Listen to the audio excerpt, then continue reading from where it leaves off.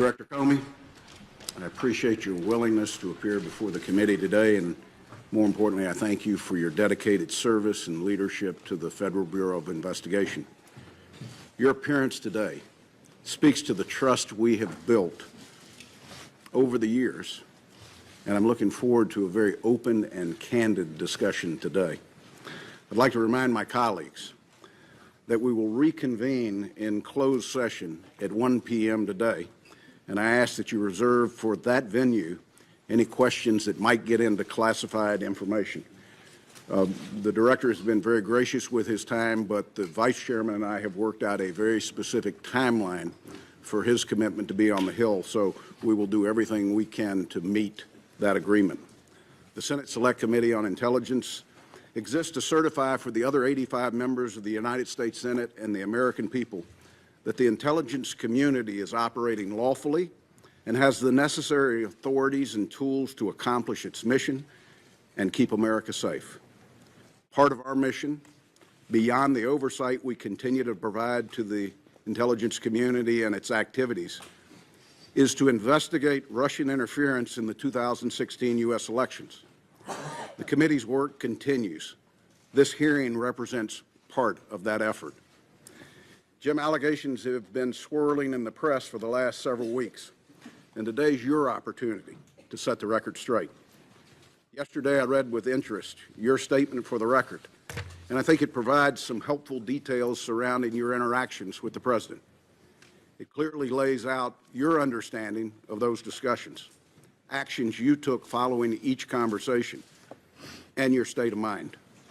I very much appreciate your candor, and I think it's helpful as we work through to determine the ultimate truth behind possible Russian interference in the 2016 elections. Your statement also provides texture and context to your interactions with the President from your vantage point and outlines a strained relationship. The American people need to hear your side of the story, just as they need to hear the President's descriptions of events. These interactions also highlight the importance of the committee's ongoing investigation. Our experienced staff is interviewing all relevant parties and some of the most sensitive intelligence in our country's possession. We will establish the facts, separate from rampant speculation, and lay them out for the American people to make their own judgment. Only then will we, as a nation, be able to move forward and to put this episode to rest. There are several outstanding issues not addressed in your statement that I hope you'll clear up for the American people today. Did the President's request for loyalty, your impression that the one-on-one dinner of January 27th was, and I quote, at least in part, an effort to create some sort of patronage relationship, or his March 30th phone call asking what you could do to lift the cloud of Russia investigation in any way, alter your approach of the FBI's investigation into General Flynn, or the broader investigation into Russia and possible links to the campaign? In your opinion, did potential Russian efforts to establish links with individuals in the Trump orbit rise to the level we could define as collusion, or was it a counterintelligence concern?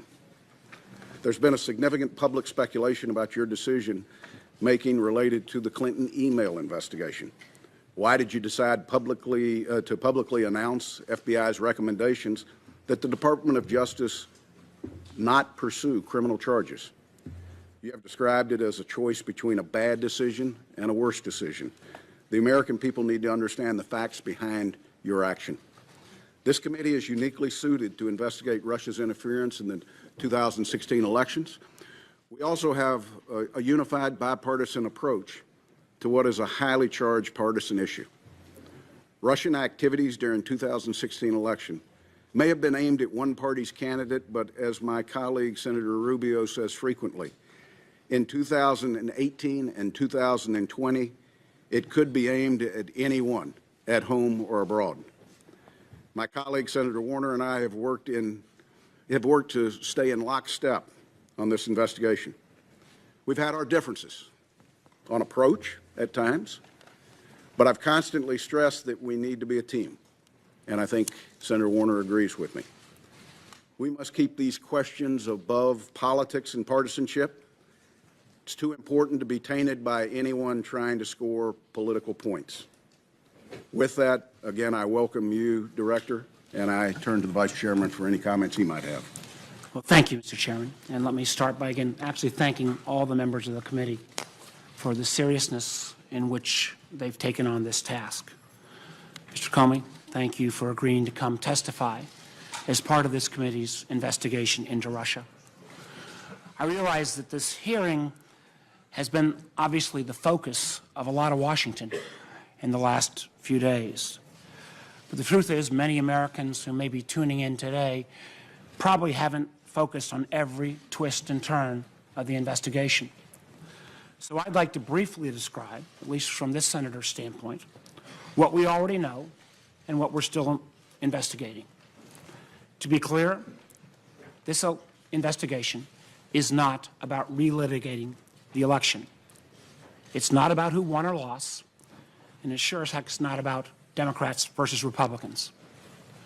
We're here because a foreign adversary attacked us right here at home, plain and simple, not by guns or missiles, but by foreign operatives seeking to hijack our most important democratic process, our presidential election. Russian spies engaged in a series of online cyber raids and a broad campaign of disinformation, all ultimately aimed at sowing chaos to undermine public faith in our process, in our leadership, and ultimately in ourselves. And that's not just this senator's opinion. It is the unanimous determination of the entire U.S. intelligence community. So we must find out the full story, what the Russians did, and candidly, as some other colleagues have mentioned, why they were so successful. And more importantly, we must determine the necessary steps to take to protect our democracy and ensure they can't do it again. Chairman mentioned elections in 2018 and 2020. In my home state of Virginia, we have elections this year in 2017. Simply put, we cannot let anything or anyone prevent us from getting to the bottom of this. Now, Mr. Comey, let me say at the outset, we haven't always agreed on every issue. In fact, I've occasionally questioned some of the actions you've taken. But I've never had any reason to question your integrity, your expertise, or your intelligence. You've been a straight shooter with this committee and have been willing to speak truth to power, even at the risk of your own career, which makes the way in which you were fired by the President ultimately shocking. Recall, we began this entire process with the President and his staff first denying that the Russians were ever involved and then falsely claiming that no one from his team was ever in touch with any Russians. We know that's just not the truth. Numerous Trump associates had undisclosed contacts with Russians before and after the election, including the President's Attorney General, his former National Security Advisor, and his current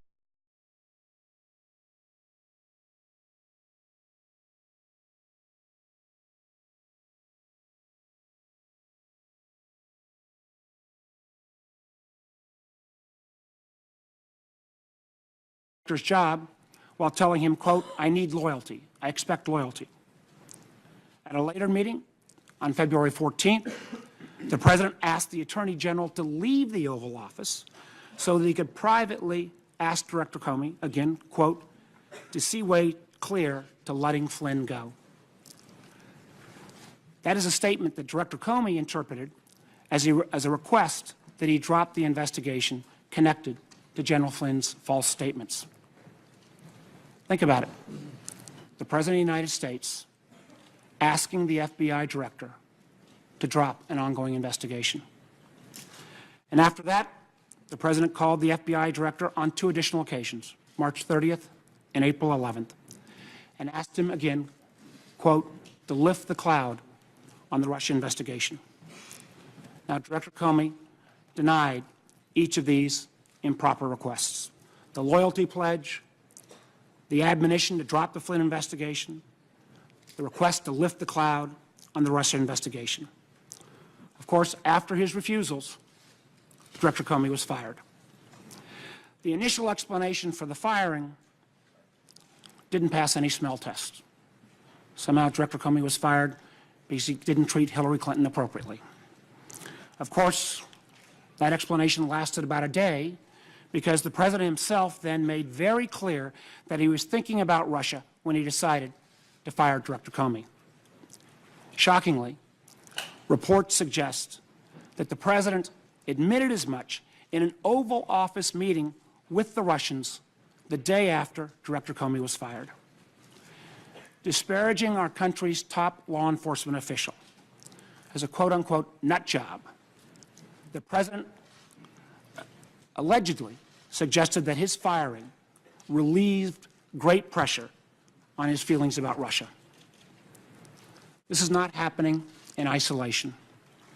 At the same time the President was engaged in these efforts with Director Comey, he was also, at least allegedly, asking senior leaders of the intelligence community to downplay the Russian investigation or to intervene with the director. Yesterday, we had DNI Director Coates and NSA Director Admiral Rogers, who were offered a number of opportunities to flatly deny those press reports. They expressed their opinions, but they did not take that opportunity to deny those reports. They did not take advantage of that opportunity. In my belief, that's not how the President of the United States should behave. Regardless of the outcome of our investigation into the Russia links, Director Comey's firing and his testimony raised separate and troubling questions that we must get to the bottom of. Again, as I said at the outset, I've seen firsthand how seriously every member of this committee is taking. I'm proud of the committee's efforts so far. Let me be clear. This is not a witch hunt. This is not fake news. It is an effort to protect our country from a new threat that, quite honestly, will not go away anytime soon. So, Mr. Comey, your testimony here today will help us move towards that goal. I look forward to that testimony. Thank you, Mr. Chairman. Thank you, Vice Chairman. Director, as discussed, when you agreed to appear before the committee, it would be under oath. I'd ask you to please stand, raise your right hand.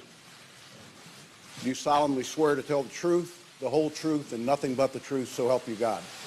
Please be seated. Director Comey, you're now under oath. And I would just note to members, you will be recognized by seniority for a period up to 7 minutes. And again, it is the intent to move to a closed session no later than 1 p.m.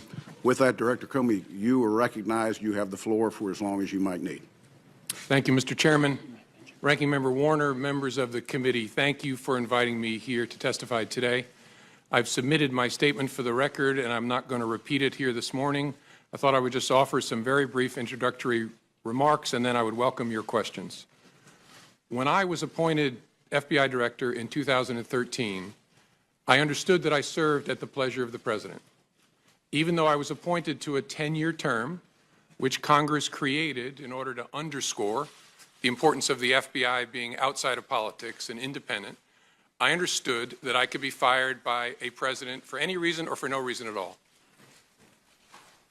And on May the 9th, when I learned that I had been fired, for that reason, I immediately came home as a private citizen. But then the explanations, the shifting explanations, confused me and increasingly concerned me. They confused me because the President and I had had multiple conversations about my job, both before and after he took office. And he had repeatedly told me I was doing a great job and he hoped I would stay. And I had repeatedly assured him that I did intend to stay and serve out the remaining 6 years of my term. He told me repeatedly that he had talked to lots of people about me, including our current Attorney General, and had learned that I was doing a great job and that I was extremely well liked by the FBI workforce. So it confused me when I saw on television the President saying that he actually fired me because of the Russia investigation, and learned again from the media that he was telling privately other parties that my firing had relieved great pressure on the Russia investigation. I was also confused by the initial explanation that was offered publicly that I was fired because of the decisions I had made during the election year. That didn't make sense to me for a whole bunch of reasons, including the time and all the water that had gone under the bridge since those hard decisions had to be made. That didn't make any sense to me. And although the law required no reason at all to fire an FBI director, the administration then chose to defame me and, more importantly, the FBI by saying that the organization was in disarray, that it was poorly led, that the workforce had lost confidence in its leader. Those were lies, plain and simple. And I am so sorry that the FBI workforce had to hear them, and I'm so sorry that the American people were told them. I worked every day at the FBI to help make that great organization better. And I say help because I did nothing alone at the FBI. There are no indispensable people at the FBI. The organization's great strength is that its values and abilities run deep and wide. The FBI will be fine without me. The FBI's mission will be relentlessly pursued by its people, and that mission is to protect the American people and uphold the Constitution of the United States. I will deeply miss being part of that mission, but this organization and its mission will go on long beyond me and long beyond any particular administration. I have a message before I close for my former colleagues of the FBI, but at first I want the American people to know this truth. The FBI is honest, the FBI is strong, and the FBI is and always will be independent. And now to my former colleagues, if I may.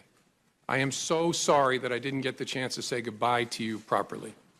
It was the honor of my life to serve beside you, to be part of the FBI family, and I will miss it for the rest of my life.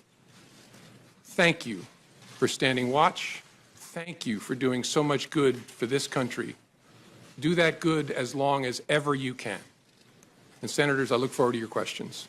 Director, thank you for that testimony, both oral and the written testimony that you provided to the committee yesterday and made public to the American people. Chair would recognize himself first for 12 minutes, Vice Chair for 12 minutes based upon the agreement we have. Director, did the Special Counsel's Office review and/or edit your written testimony? No. Do you have any doubt that Russia attempted to interfere in the 2016 elections? None. Do you have any doubt that the Russian government was behind the intrusions in the DNC and the DCCC systems and the subsequent leaks of that information? No, no doubt. Do you have any doubt that the Russian government was behind the cyber intrusion into state voter files? No. Do you have any doubt that officials of the Russian government were fully aware of these activities? No doubt. Are you confident that no votes cast in the 2016 presidential election were altered? I'm confident. By the time when I left as director, I had seen no indication of that whatsoever. Director Comey, did the president at any time ask you to stop the FBI investigation into Russian involvement in the 2016 U.S. elections? Not to my understanding, no. Did any individual working for this administration, including the Justice Department, ask you to stop the Russian investigation? No. Director, when the president requested that you, and I quote, let Flynn go, General Flynn had an unreported contact with the Russians, which is an offense. And if press accounts are right, there might have been discrepancies between facts and his FBI testimony. In your estimation, was General Flynn at that time in serious legal jeopardy? And in addition to that, do you sense that the president was trying to obstruct justice or just seek for a way for Mike Flynn to save face, given he had already been fired? Well, General Flynn at that point in time was in legal jeopardy. There was an open FBI criminal investigation of his statements in connection with the Russian contacts and the contacts themselves. And so that was my assessment at the time. I don't think it's for me to say whether the conversation I had with the President was an effort to obstruct. I took it as a very disturbing thing, very concerning, but that's a conclusion I'm sure the special counsel will work towards to try and understand what the intention was there and whether that's an offense. Director, is it possible that as part of this FBI investigation, the FBI could find evidence of criminality that is not tied to the 2016 elections, possible collusion, or coordination with Russians? Sure. So there could be something that just fits a criminal aspect to this that doesn't have anything to do with the 2016 election cycle. Correct. In any complex investigation, when you start turning over rocks, sometimes you find things that are unrelated to the primary investigation that are criminal in nature. Director Comey, you have been criticized publicly for the decision to present your findings on the email investigation directly to the American people. Have you learned anything since that time that would have changed what you said or how you chose to inform the American people? Honestly, no. I mean, it caused a whole lot of personal pain for me, but as I look back, given what I knew at the time and even what I've learned since, I think it was the best way to try and protect the justice institution, including the FBI. In the public domain is this question of the Steele dossier, a document that has been around now for over a year. I'm not sure when the FBI first took possession of it, but the media had it before you had it and we had it. At the time of your departure from the FBI, was the FBI able to confirm any criminal allegations contained in the Steele document? Mr. Chairman, I don't think that's a question I can answer in an open setting because it goes into the details of the investigation.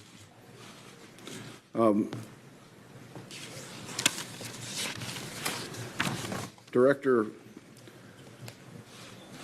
the term we hear most often is collusion. When people are describing possible links between Americans and Russian government entities related to the interference in our election, would you say that it's normal for foreign governments to reach out to members of an incoming administration? Yes. At what point does the Is open. And when you read the dossier, what was your reaction, given that it was 100% directed at the president-elect? Not a question I can answer in an open setting, Mr. Chairman. Okay. When did you become aware of the cyber intrusion? The first there's all kinds of cyber intrusions going on all the time. The first Russia-connected cyber intrusion I became aware of in the late summer of 2015. And in that time frame, there were more than the DNC and the DCCC that were targets. Correct. There was a massive effort to target government and non-governmental, near-governmental agencies like nonprofits. What would be the estimate of how many entities out there the Russians specifically targeted in that time frame? It's hundreds. I suppose it could be more than 1,000, but it's at least hundreds. When did you become aware that data had been exfiltrated? I'm not sure exactly. I think either late 15 or early 16. And did you, the director of the FBI, have conversations with the last administration about the risk that this posed? Yes. And share with us, if you will, what actions they took.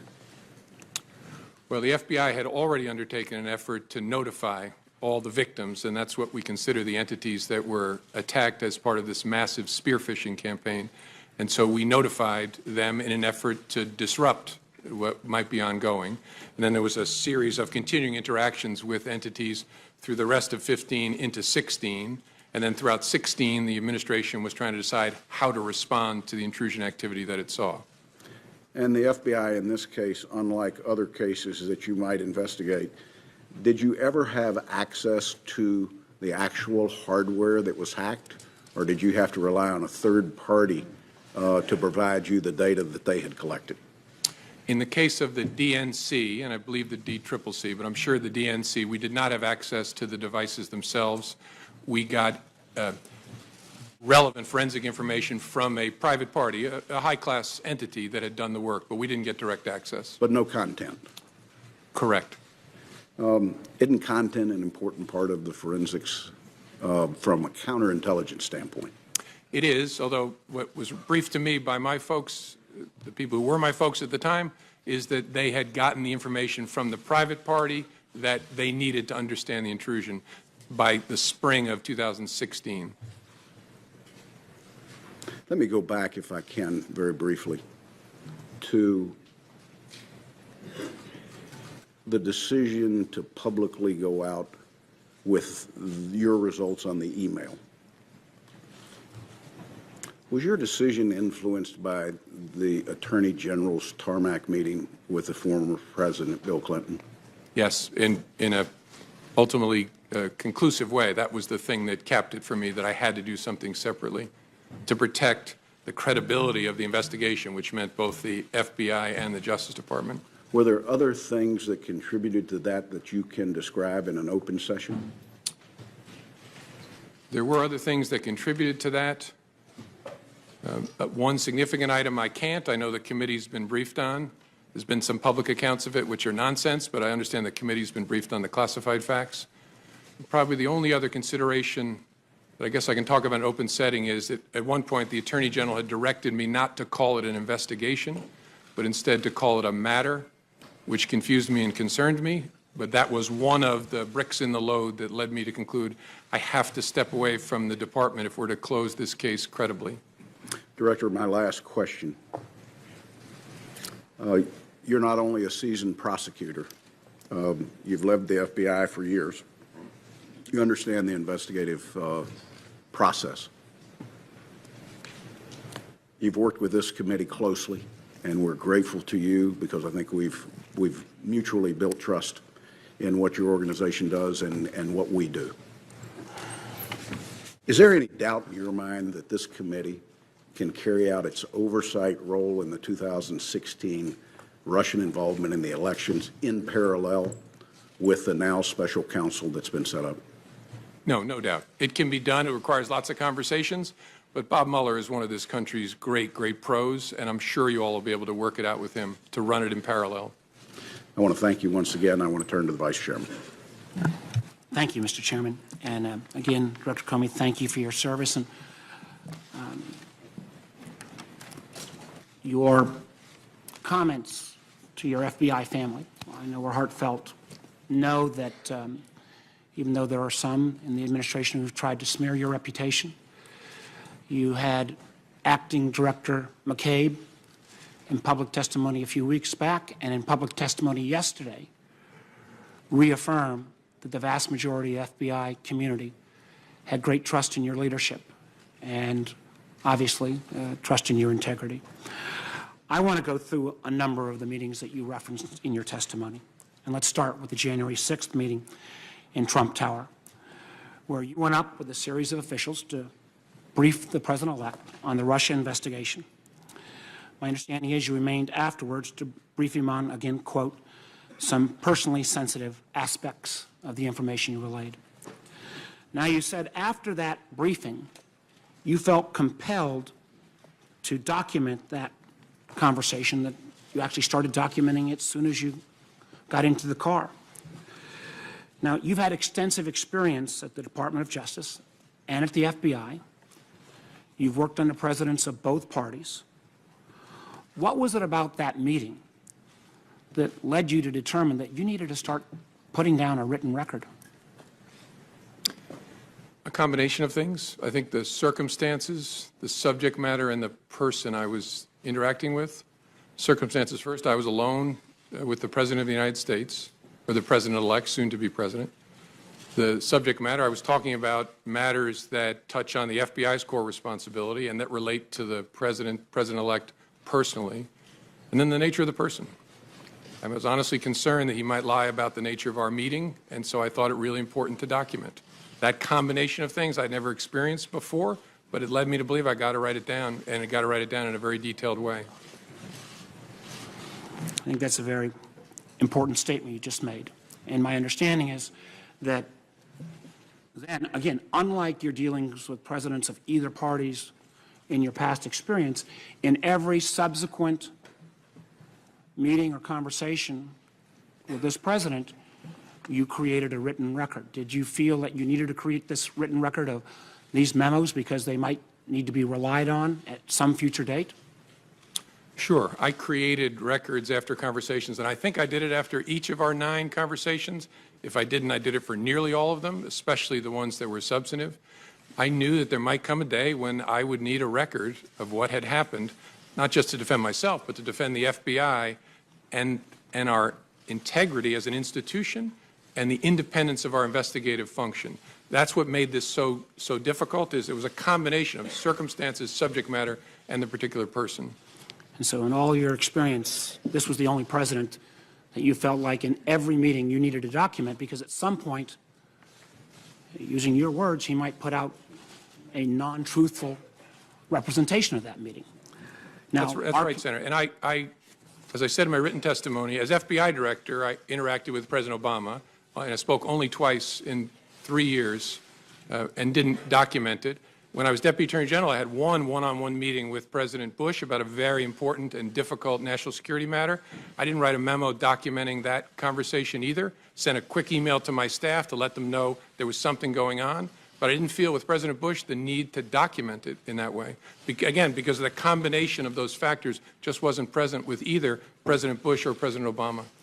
Yeah, I think that is very significant. I think others would probably question that. Now, the chairman and I have requested those memos. It is our hope that the FBI will get this committee access to those memos so that, again, we can read that contemporaneous rendition so that we've got your side of the story. Now, I know members have said and press have said that if you were, a great deal has been made of whether the president, you are asked to, in effect, indicate whether the president was the subject of any investigation. And my understanding is prior to your meeting on January 6th, you discussed with your leadership team whether or not you should be prepared to assure then President-elect Trump that the FBI was not investigating him personally. Now, my understanding is your leadership team agreed with that, but was that a unanimous decision? Was there any debate about that? It wasn't unanimous. One of the members of the leadership team had a view that although it was technically true, we did not have a counterintelligence file case open on then President-elect Trump. His concern was because we're looking at the potential, again, that's the subject of the investigation, coordination between the campaign and Russia, because it was President Trump, President-elect Trump's campaign, this person's view was inevitably his behavior, his conduct will fall within the scope of that work, and so he was reluctant to make the statement that I made. I disagreed. I thought it was fair to say what was literally true. There is not a counterintelligence investigation of Mr. Trump, and I decided in the moment to say it, given the nature of our conversation. At that moment in time, did you ever revisit that as in these subsequent sessions? With the FBI With leadership the team. team? Sure. With the team. And the leader who had that view, it didn't change. His view was still that it was probably, although literally true, his concern was it could be misleading because the nature of the investigation was such that it might well touch, obviously it would touch the campaign, and the person at the head of the campaign would be the candidate. And so that was his view throughout. Let me move to the January 27th dinner, where you said, quote, "The president began by asking me whether I wanted to stay on as FBI director. He also indicated that lots of people, again your words, wanted the job. You go on to say that the dinner itself was seemingly an effort to, quote, have you ask him for your job and create some sort of, quote unquote, patronage relationship. The president seems, from my reading of your memo, to be holding your job or your possibility of continuing in your job over your head in a fairly direct way. What was your impression, and what did you mean by this notion of a patronage relationship? Well, my impression, and again, it's my impression, I could always be wrong, but my common sense told me that what was going on is either he had concluded or someone had told him that you've already asked Comey to stay and you didn't get anything for it, and that the dinner was an effort to build a relationship. In fact, he asked specifically of loyalty in the context of asking me to stay. And as I said, what was odd about that is we'd already talked twice about it by that point, and he'd said, I very much hope you'll stay. I hope you'll stay. In fact, I just remembered sitting here a third one. When you've seen the picture of me walking across the blue room, and what the President whispered in my ear was, I really look forward to working with you. So after those encounters... And that was just a few days before you were fired. Yeah, that was on the Sunday after the inauguration. The next Friday, I have dinner, and the President begins by wanting to talk about my job.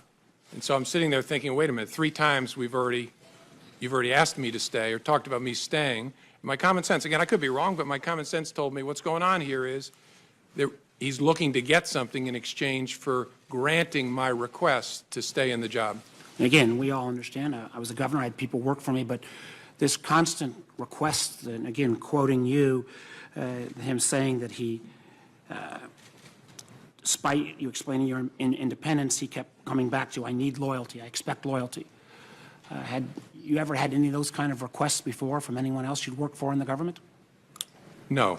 And what made me uneasy was, I'm, at that point, the director of the FBI. The reason that Congress created a 10-year term is so that the director is not feeling as if they're serving with political loyalty owed to any particular person.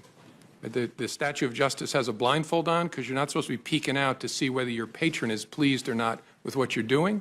It should be about the facts and the law. That's why I became FBI director, to be in that kind of position. So that's why I was so uneasy. Well, let me move on. My time's running out. February 14th, again, it seems a bit strange. You were in a meeting, and your direct superior, the Attorney General, was in that meeting as well, yet the President asked everyone to leave, including the Attorney General to leave, before he brought up the matter of General Flynn. What was your impression of that type of action? And have you ever seen anything like that before? No. My impression was something big is about to happen. I need to remember every single word that is spoken. And again, I could be wrong. I'm 56 years old. I've been seen a few things. My sense was the Attorney General knew he shouldn't be leaving, which is why he was lingering. And I don't know Mr. Kushner well, but I think he picked up on the same thing. And so I knew something was about to happen that I needed to pay very close attention to. And I found it very interesting that in the memo that you wrote after this February 14th pull-aside, you made clear that you wrote that memo in a way that was unclassified. If you affirmatively made the decision to write a memo that was unclassified, was that because you felt at some point the facts of that meeting would have to come clean and come clear and actually be able to be cleared in a way that could be shared with the American people? Well, I remember thinking this is a very disturbing development, really important to our work. I need to document it and preserve it in a way, and this committee gets this, but sometimes when things are classified, it tangles them up. It's hard Amen. to share it within an investigative team. You have to be very careful about how you handle it for good reason. So my thinking was if I write it in such a way that I don't include anything that would trigger a classification, that'll make it easier for us to discuss within the FBI and the government and to hold on to it in a way that makes it accessible to us. Well, again, it's our hope, particularly since you're a pretty knowledgeable guy and you wrote this in a way that was unclassified, that this committee will get access to that unclassified document. I think it would be very important to our investigation. Let me just ask this in closing. How many ongoing investigations at any time does the FBI have? Tens of thousands. Tens of thousands. Did the President ever ask about any other ongoing investigation? No. Did he ever ask about you trying to interfere on any other investigation? No. I think, again, this speaks volumes. This doesn't even get to the questions around the phone calls about lifting the cloud. I know other members will get to that, but I really appreciate your testimony and appreciate your service to our nation. Thank you, Senator Warner. You know, I'm sitting here going through my contacts with him. I had one conversation with the President that was classified where he asked about an ongoing intelligence investigation. It was brief and entirely professional. But he didn't ask you to take any specific Oh, no. action on that? No. Unlike what he had done vis-à-vis Mr. Flynn and the overall Russia investigation? Correct. Thank you, sir. Senator Risch. Thank you very much. Mr. Comey, thank you for your service. America needs more like you, and we really appreciate it. Yesterday, I got, and everybody got, the 7 pages of your direct testimony that's now part of the record here. And the first, I read it, then I read it again, and all I could think was, number one, how much I hated the class of legal writing when I was in law school. And you were the guy that probably got the A after reading this. So I find it clear, I find it concise, and having been a prosecutor for a number of years and handling hundreds, maybe thousands of cases and read police reports, investigative reports, this is as good as it gets, and I really appreciate that. Not only the conciseness and the clearness of it, but also the fact that you have things that were written down contemporaneously when they happened, and you actually put them in quotes, so we know exactly what happened, and we're not getting some rendition of it that's in your mind. So, Thank you, so sir. you're to be complimented for I had that. great parents and great teachers who beat that into me. That's obvious, sir. The chairman walked you through a number of things that the American people need to know and want to know. Number one, obviously, we all know about the active measures that the Russians have taken. I think a lot of people were surprised at this. Those of us that work in the intelligence community, it didn't come as a surprise, but now the American people know this, and it's good they know this because this is serious and it's a problem. I think, secondly, I gather from all this that you're willing to say now that while you were director, the President of the United States was not under investigation. Is that a fair statement? That's correct. All right. So that's a fact that we can rely on at this Yes, sir. time. Okay. I remember you talked with us shortly after February 14th when the New York Times wrote an article that suggested that the Trump campaign was colluding with the Russians. You remember reading that article when it first came out? I do. It was about allegedly extensive electronic surveillance. That Correct. Communications. Yes, And that upset you to the point where you actually went out and surveyed the intelligence community to see whether you were missing something in that. Is that correct? that's correct. I want to be careful in open setting, but I'm not going to go any further than that Okay. with it, so thank you. In addition to that, after that, you sought out both Republican and Democrat senators to tell them that, hey, I don't know where this is coming from, but this is not the case. This is not factual. Do you recall that? yes. Okay. So again, so the American people can understand this, that report by the New York Times was not true. Is that a fair statement? Yeah, in the main, it was not true. And again, all of you know this, maybe the American people don't. The challenge, and I'm not picking on reporters about writing stories about classified information, is the people talking about it often don't really know what's going on, and those of us who actually know what's going on are not talking about it. And we don't call the press to say, hey, you got that thing wrong about this sensitive topic. We just have to leave it there. I mentioned to the chairman the nonsense around what influenced me to make the July 5th statement. Nonsense, but I can't go explaining how it's nonsense. Thank you. All right, so those three things we now know regarding the active measures with the president's under investigation and the collusion between the Trump campaign and the Russians. I want to drill right down, as my time is limited, to the most recent dust-up regarding allegations that the President of the United States obstructed justice. And, boy, you nailed this down on page 5, paragraph 3. You put this in quotes. Words matter. You wrote down the words so we can all have the words in front of us now. There's 28 words there that are in quotes, and it says, quote, I hope, this is the President speaking, I hope you can see your way clear to letting this go, to letting Flynn go. He is a good guy. I hope you can let this go. Now, those are his exact words. Is that correct? Correct. And you wrote them here and you put them in quotes? Correct. Okay. Thank you for that. He did not direct you to let it go.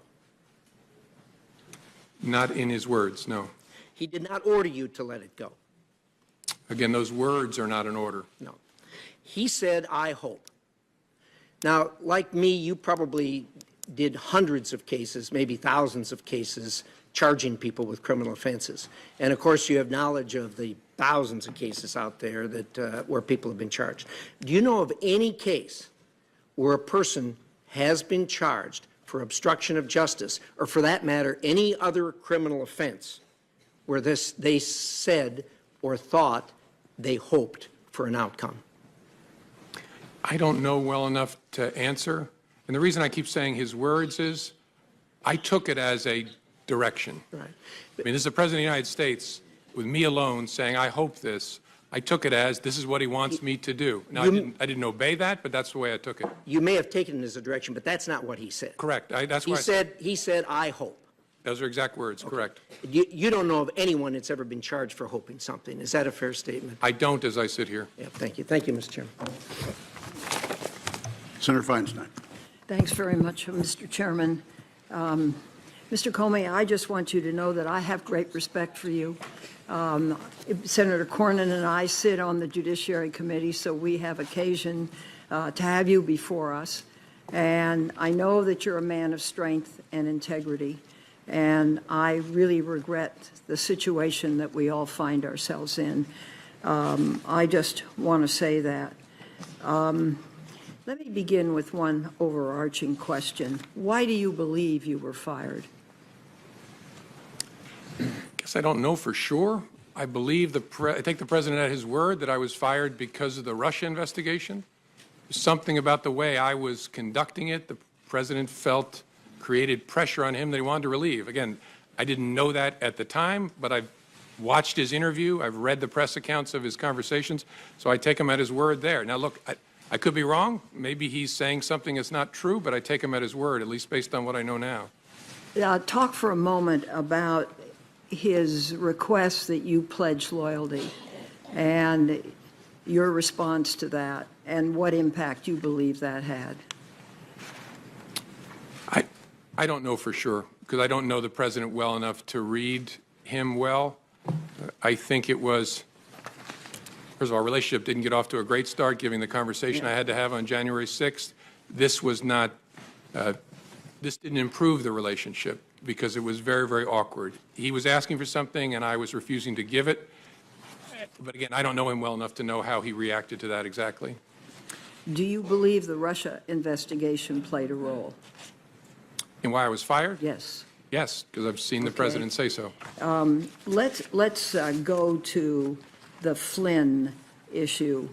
Senator Reich outlined, I hope you could see your way to letting Flynn go. He's a good guy. I hope you can let this go.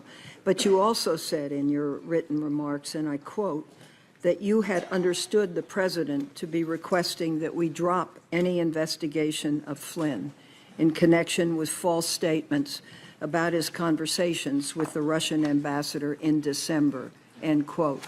Please go into that with more detail. Well, the context and the president's words are what led me to that conclusion. As I said in my statement, I could be wrong, but Flynn had been forced to resign the day before. And the controversy around General Flynn at that point in time was centered on whether he had lied to the vice president about the nature of his conversations with the Russians, whether he had been candid with others in the course of that. And so that happens on the day before. On the 14th, the president makes specific reference to that. And so that's why I understood him to be saying that what he wanted me to do was drop any investigation connected to Flynn's account of his conversations with the Russians. Now, here's the question. You're big, you're strong. I know the Oval Office, and I know what happens to people when they walk in. There is a certain amount of intimidation. But why didn't you stop and say, Mr. President, this is wrong. I cannot discuss this with you? It's a great question. Maybe if I were stronger, I would have. I was so stunned by the conversation that I just took it in. And the only thing I could think to say, because I was playing in my mind, because I was going to remember every word he said, I was playing in my mind, what should my response be? And that's why I very carefully chose the words. And look, I've seen the tweet about tapes. Lordy, I hope they're tapes. I remember saying, I agree he's a good guy, as a way of saying I'm not agreeing with what you just asked me to do. Again, maybe other people would be stronger in that circumstance, but that's how I conducted myself. I hope I'll never have another opportunity. Maybe if I did it again, I would do it better. You described 2 phone calls that you received from President Trump one on March 30 and one on April 11, where he, quote, described the Russia investigation as a cloud that was impairing his ability, end quote, as president, and asked you, quote, to lift the cloud, end quote. How did you interpret that? And what did you believe he wanted you to do? I interpret that as he was frustrated that the Russia investigation was taking up so much time and energy. I think he meant of the executive branch, but in the public square in general, and it was making it difficult for him to focus on other priorities of his. But what he asked me was actually narrower than that. So I think what he meant by the cloud, and again, I could be wrong, but what I think he meant by the cloud was the entire investigation is taking up oxygen and making it hard for me to focus on the things I want to focus on. The ask was to get it out that I, the president, am not personally under investigation. After April 11th, did he ask you more ever about the Russia investigation? Did he ask you any questions? We never spoke again after April 11th. You told the president, I would see what we could do. What did you mean? It was kind of a slightly cowardly way of trying to avoid telling him we're not going to do that, that I would see what we could do. It was a way of kind of getting off the phone, frankly. And then I turned and handed it to the acting Deputy Attorney General, Mr. Bente. So I wanted to go into that. Who did you talk with about that, lifting the cloud, stopping the investigation back at the FBI, and what was their response? Well, the FBI, during one of the two conversations, I'm not remembering exactly, I think the first, my chief of staff was actually sitting in front of me and heard my end of the conversation because the president's call was a surprise. And I discussed the lifting the cloud and the request with the senior leadership team, who typically, and I think in all these circumstances, was the deputy director, my chief of staff, the general counsel, the deputy director's chief counsel, and I think in a number of circumstances, the number 3 in the FBI, and a few of the conversations included the head of the National Security Branch. So that group of us that lead the FBI when it comes to national security. Okay, you have the President of the United States asking you to stop an investigation that's an important investigation. What was the response of your colleagues? I think they were as shocked and troubled by it as I was. Some said things that led me to believe that. I don't remember exactly, but the reaction was similar to mine. They're all experienced people who had never experienced such a thing. So they were very concerned. And then the conversation turned to about, so what should we do with this information? And that was a struggle for us because we are the leaders of the FBI, so it's been reported to us in that I heard it and now I've shared it with the leaders of the FBI. Our conversation was, should we share this with any senior officials at the Justice Department? Our absolute primary concern was we can't infect the investigative team. We don't want the agents and analysts working on this to know the President of the United States has asked, and when it comes from the President, I took it as a direction, to get rid of this investigation because we're not going to follow that request. And so we decided we got to keep it away from our troops. But is there anybody else we ought to tell at the Justice Department? And as I laid out in my statement, we considered whether to tell the Attorney General, decided that didn't make sense because we believed, rightly, that he was shortly going to recuse. There were no other Senate-confirmed leaders in the Justice Department at that point. The Deputy Attorney General was Mr. Bente, who was acting and going to be shortly in that seat. And we decided the best move would be to hold it, keep it in a box, document it, as we had already done, and then this investigation is going to go on, figure out what to do with it down the road. Is there a way to corroborate this? Our view at the time was, look, it's your word against the President's. There's no way to corroborate this. My view of that changed when the prospect of tapes was raised, but that's how we thought about it then. Thank you. Thank you, Mr. Chairman. Senator Rubio. Thank you. Director Comey, the meeting in the Oval Office where he made the request about Mike Flynn, was that the only time he asked you to hopefully let it go? Yes. And in that meeting, as you understood it, he was asking not about the general Russia investigation. He was asking very specifically about the jeopardy that Flynn was in himself. That's how I understood it, yes, sir. And as you perceived it, while it was a request that you hoped you did away with it, you perceived it as an order, given his position, the setting, and the like, and some of the circumstances. Yes. At the time, did you say anything to the president about that is not an appropriate request, or did you tell the White House counsel that is not an appropriate request? Someone needs to go tell the president that he can't do these things? I didn't, no. Okay. Why? I don't know. I think, as I said earlier, I think the circumstances were such that I was a bit stunned and didn't have the presence of mind. And I don't know, I don't want to make you sound like I'm Captain Courageous. I don't know whether even if I had the presence of mind, I would have said to the president, sir, that's wrong. I don't know whether I would have. Okay. But in the moment, it didn't come to my mind. What came to my mind is be careful what you say. And so I said, I agree Flynn is a good guy. So on the cloud, we keep talking about this cloud. You perceive the cloud to be the Russian investigation in general. Yes, sir. Right? But the specific ask was that you would tell the American people what you had already told him, what you had already told the leaders of Congress, both Democrats and Republicans, that he was not personally under investigation.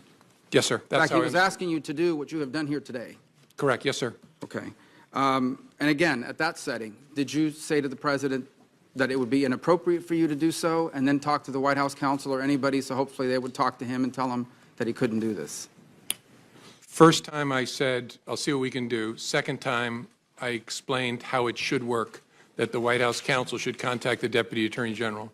You told And him the that? President said, okay, then I think that's what I'll do. And just to be clear, for you to make a public statement that he was not under investigation would not have been illegal, but you felt it made no sense because it could potentially create a duty to correct if circumstances changed. Yes, sir. We wrestled with it before my testimony where I confirmed that there was an investigation, and there were two primary concerns. One was it creates a duty to correct, which I've lived before, and you want to be very careful about doing that. And second, it's a slippery slope because if we say the president and the vice president aren't under investigation, what's the principled basis for stopping? Okay. And so the leadership at Justice, Acting Attorney General Bente, said you're not going to do that. Now, on March 30th, during the phone call about General Flynn, you said he abruptly shifted and brought up something that you call, quote unquote, the McCabe thing. Specifically, the McCabe thing, as you understood it, was that McCabe's wife had received campaign money from what I assume means Terry McAuliffe. Yes, sir. That's was what very I was. close to the Clintons. And so why had the president at any point in time expressed to you concern, opposition, potential opposition to McCabe? I don't like this guy because he got money from someone that's close to Clinton. He had asked me during previous conversations about Andy McCabe and said, in essence, how's he going to be with me as president? I was pretty rough on him on the campaign trail. He was And rough on McCabe? He was rough, by his own account. He said he was rough on McCabe and Mrs. McCabe on the campaign trail. How's he going to be? And I assured the president, Andy is a total pro. No issue at all. You got to know the people of the FBI. They are not. So then the president turns to you and says, remember, I never brought up the McCabe thing because you said he was a good guy. Did you perceive that to be a statement that I took care of you, I didn't do something because you told me he was a good guy, so now, I'm asking you potentially for something in return? Is that how you perceived it? I wasn't sure what to make of it, honestly. That's possible, but it was so out of context that I didn't have a clear view of what it was. Now, on a number of occasions here, you bring up, let's talk now about the general Russia investigation, okay? In page 6 of your testimony, you say, the first thing you say is, he asked what we could do to, quote unquote, lift the cloud, the general Russia investigation, and you responded that we were investigating the matter as quickly as we could and that there would be great benefit if we didn't find anything to having done the work well. And he agreed.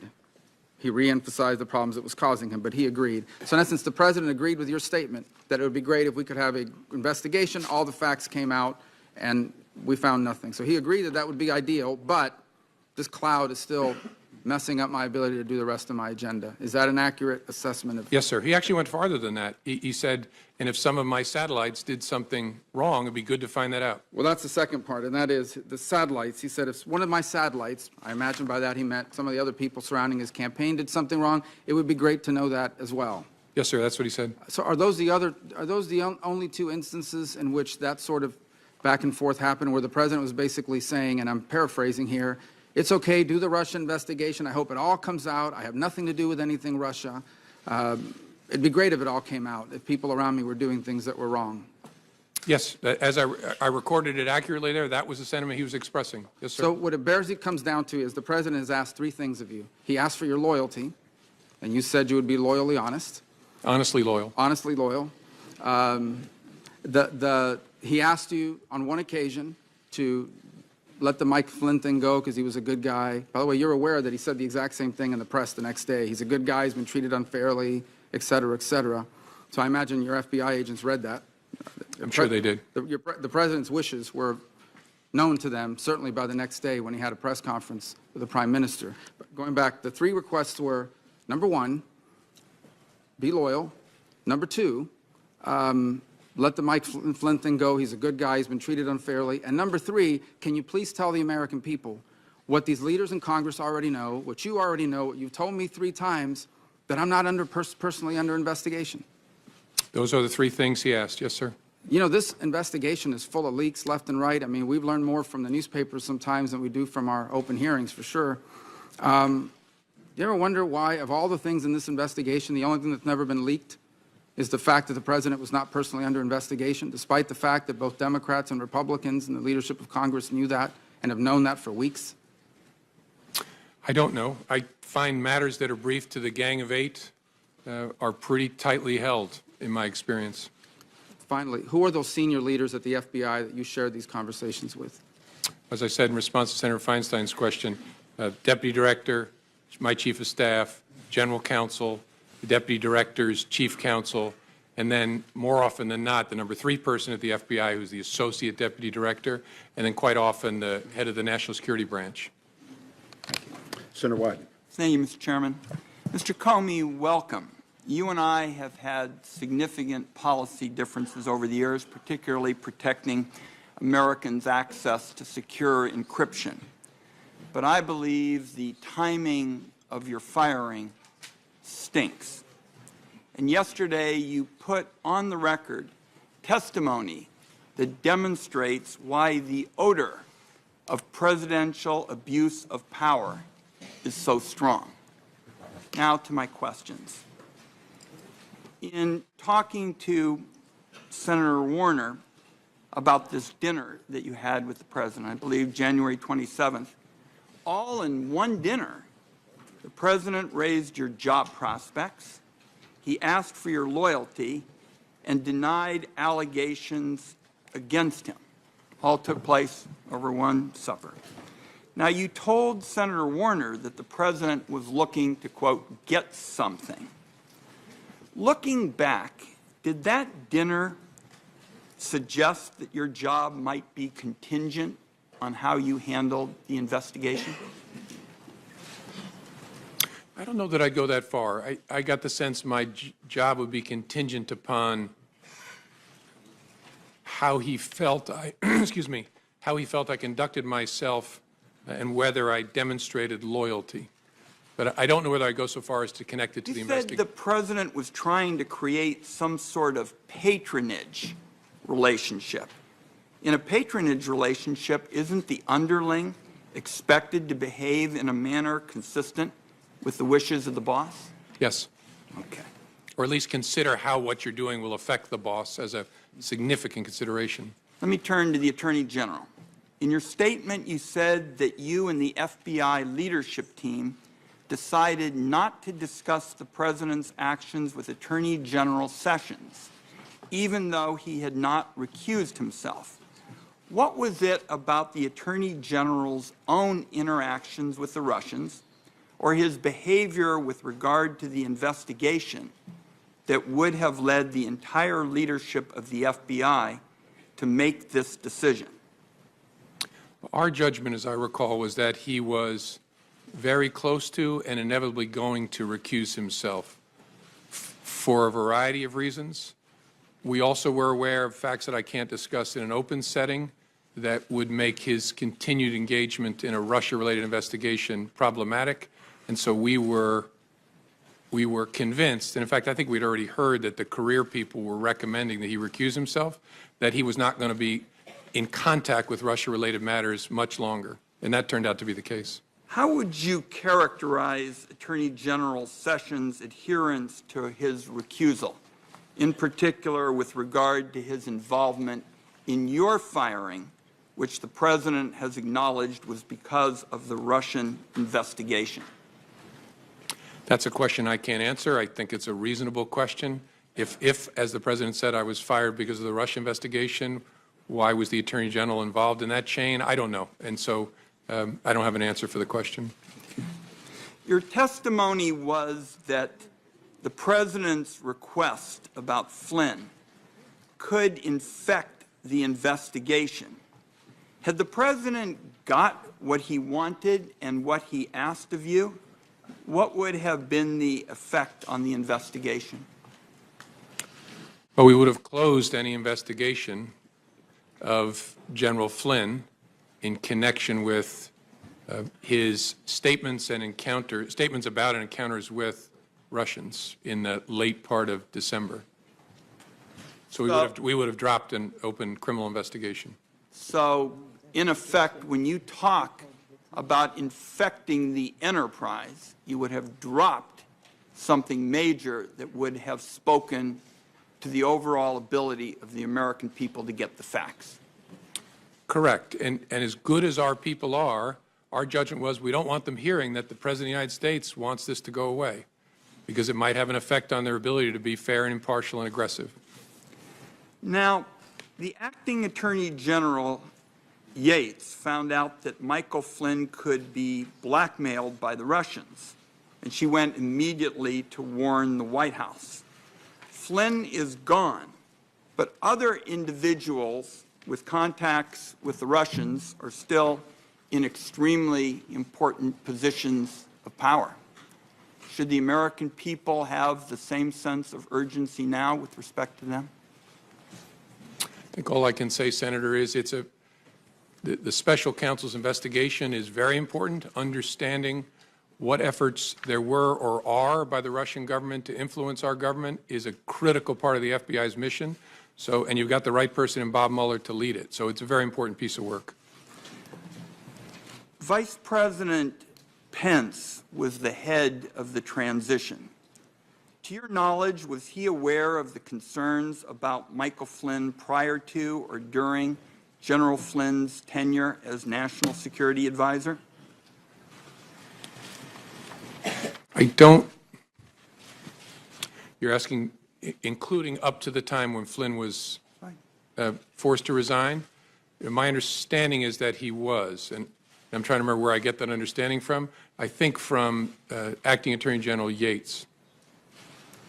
So, former Acting Attorney General Yates testified that concerns about General Flynn were discussed with the intelligence community. Would that have included anyone at the CIA or Dan Coates' office, the DNI?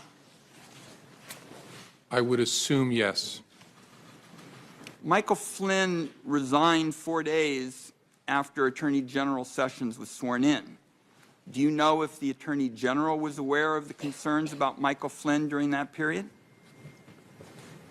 I don't, as I sit here. I don't recall that he was. I could be wrong, but I don't remember that he was. And finally, let's see if you can give us some sense of who recommended your firing. Besides the letters from the Attorney General, the Deputy Attorney General, do you have any information on who may have recommended or have been involved in your firing? I don't. Okay. Thank you, Mr. Chairman. Senator Collins. Thank you, Mr. Chairman. Mr. Comey, let me begin by thanking you for your voluntary compliance with our request to appear before this committee and assist us in this very important investigation.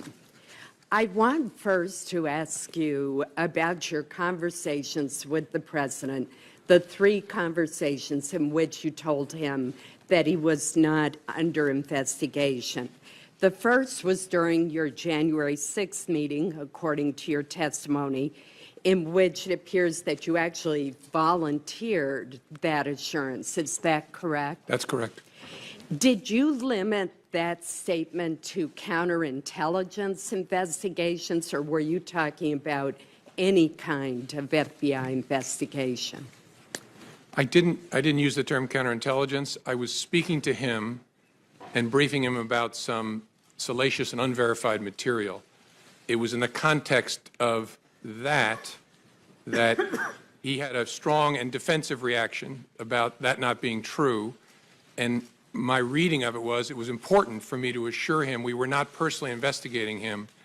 And so the context then was actually narrower, focused on what I just talked to him about. But it was very important because it was, first, true, and second, I was very, very much about being in kind of a J. Edgar Hoover type situation. I didn't want him thinking that I was briefing him on this to sort of hang it over him in some way.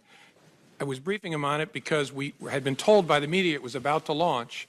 We didn't want to be keeping that from him. And if there was he needed to know this was being said. But I was very keen not to leave him with an impression that the Bureau was trying to do something to him. And so that's the context in which I said, sir, we're not personally investigating you. And then and that's why you volunteered the information. Yes, ma'am. Correct. Then on the January 27th dinner, you told the president that he should be careful about asking you to investigate because, quote, you might create a narrative that we are investigating him personally, which we weren't. Again, were you limiting that statement? In the context of that, I said, sir, you want to be careful about that because it might create a narrative we're investigating you personally. And then there was the March 30th phone call with the president in which you reminded him that congressional leaders had been briefed that we were not personally, the FBI was not personally investigating President Trump. And again, was that statement to congressional leaders and to the president limited to counterintelligence investigations, or was it a broader statement? I'm trying to understand whether there was any kind of investigation of the president underway. No. I'm sorry. And if I misunderstood, I apologize. We briefed the congressional leadership about what Americans we had opened counterintelligence investigation cases on, and we specifically said the president is not one of those Americans. But that there was no other investigation of the president that we were not mentioning at that time. What the context was counterintelligence, but I wasn't trying to hide some criminal investigation of the president. And was the president under investigation at the time of your dismissal on May 9th? No. I'd like to now turn to the conversations with the president about Michael Flynn, which have been discussed at great length. And first, let me make very clear that the president never should have cleared the room, and he never should have asked you, as you reported, to let it go, to let the investigation go. But I remain puzzled by your response. Your response was, I agree that Michael Flynn is a good guy. You could have said, Mr. President, this meeting is inappropriate. This response could compromise the investigation. You should not be making such a request. It's fundamental to the operation of our government that the FBI be insulated from this kind of political pressure. And you've talked a bit today about that you were stunned by the president making the request.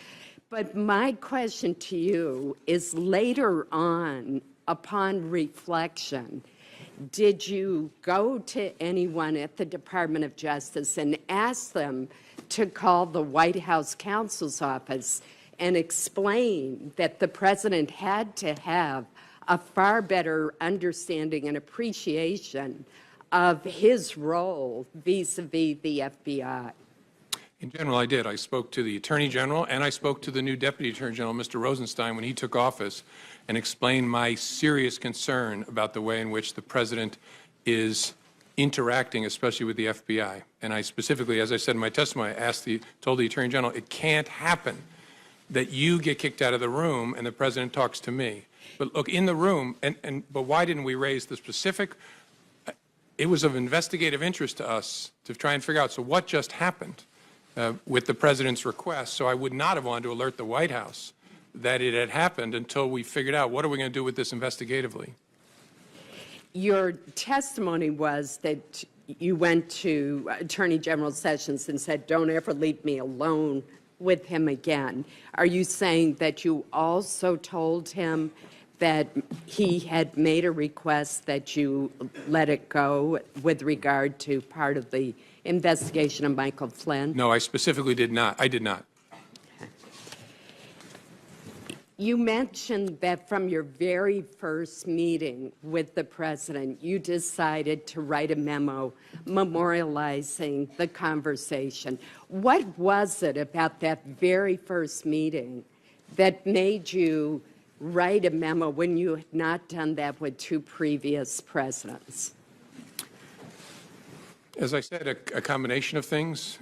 A gut feeling is an important overlay on but the circumstances, that I was alone, the subject matter, and the nature of the person that I was interacting with, and my read of that person.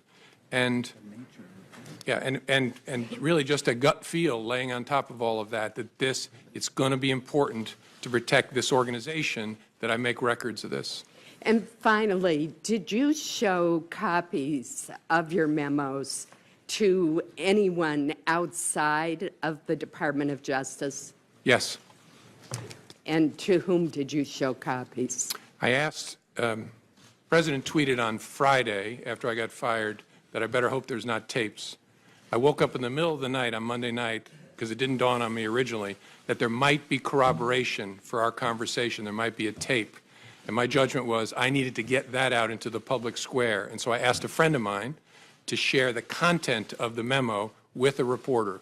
Didn't do it myself for a variety of reasons, but I asked him to because I thought that might prompt the appointment of a special counsel. And so I asked a close friend of mine to do it. And was that Mr. Wittes? No, no. Who was that? A good friend of mine who's a professor at Columbia Law School. Thank you. Senator Heinrich. Mr. Comey, prior to January 27th of this year, have you ever had a one-on-one meeting or a private dinner with a president of the United States? No. I met dinner, no. I had two one-on-ones with President Obama that I laid out in my testimony, once to talk about law enforcement issues, law enforcement and race, which was an important topic throughout for me and for the president, and then once very briefly for him to say goodbye. Were those brief interactions? No. The one about law enforcement and race and policing, we spoke for probably over an hour, just the two of us.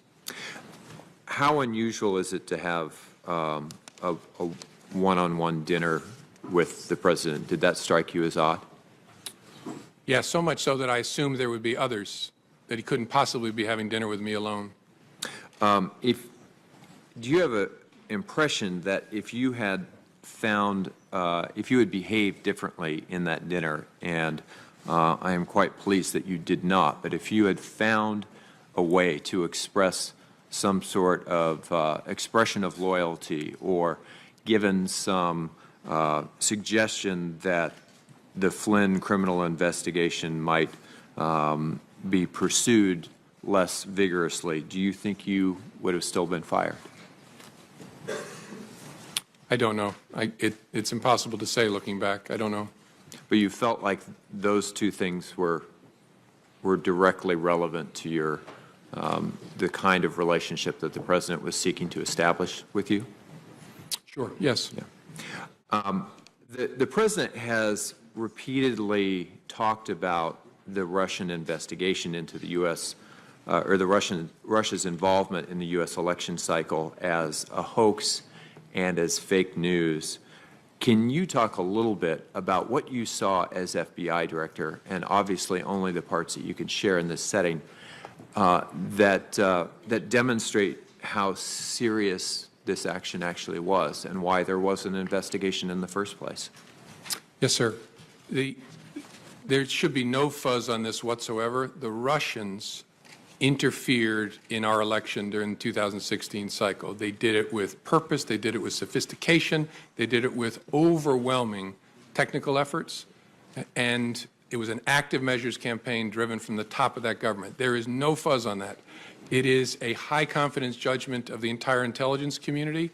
and the members of this committee have seen the intelligence. It's not a close call. That happened. That's about as unfake as you can possibly get, and is very, very serious, which is why it's so refreshing to see a bipartisan focus on that, because this is about America, not about any particular party.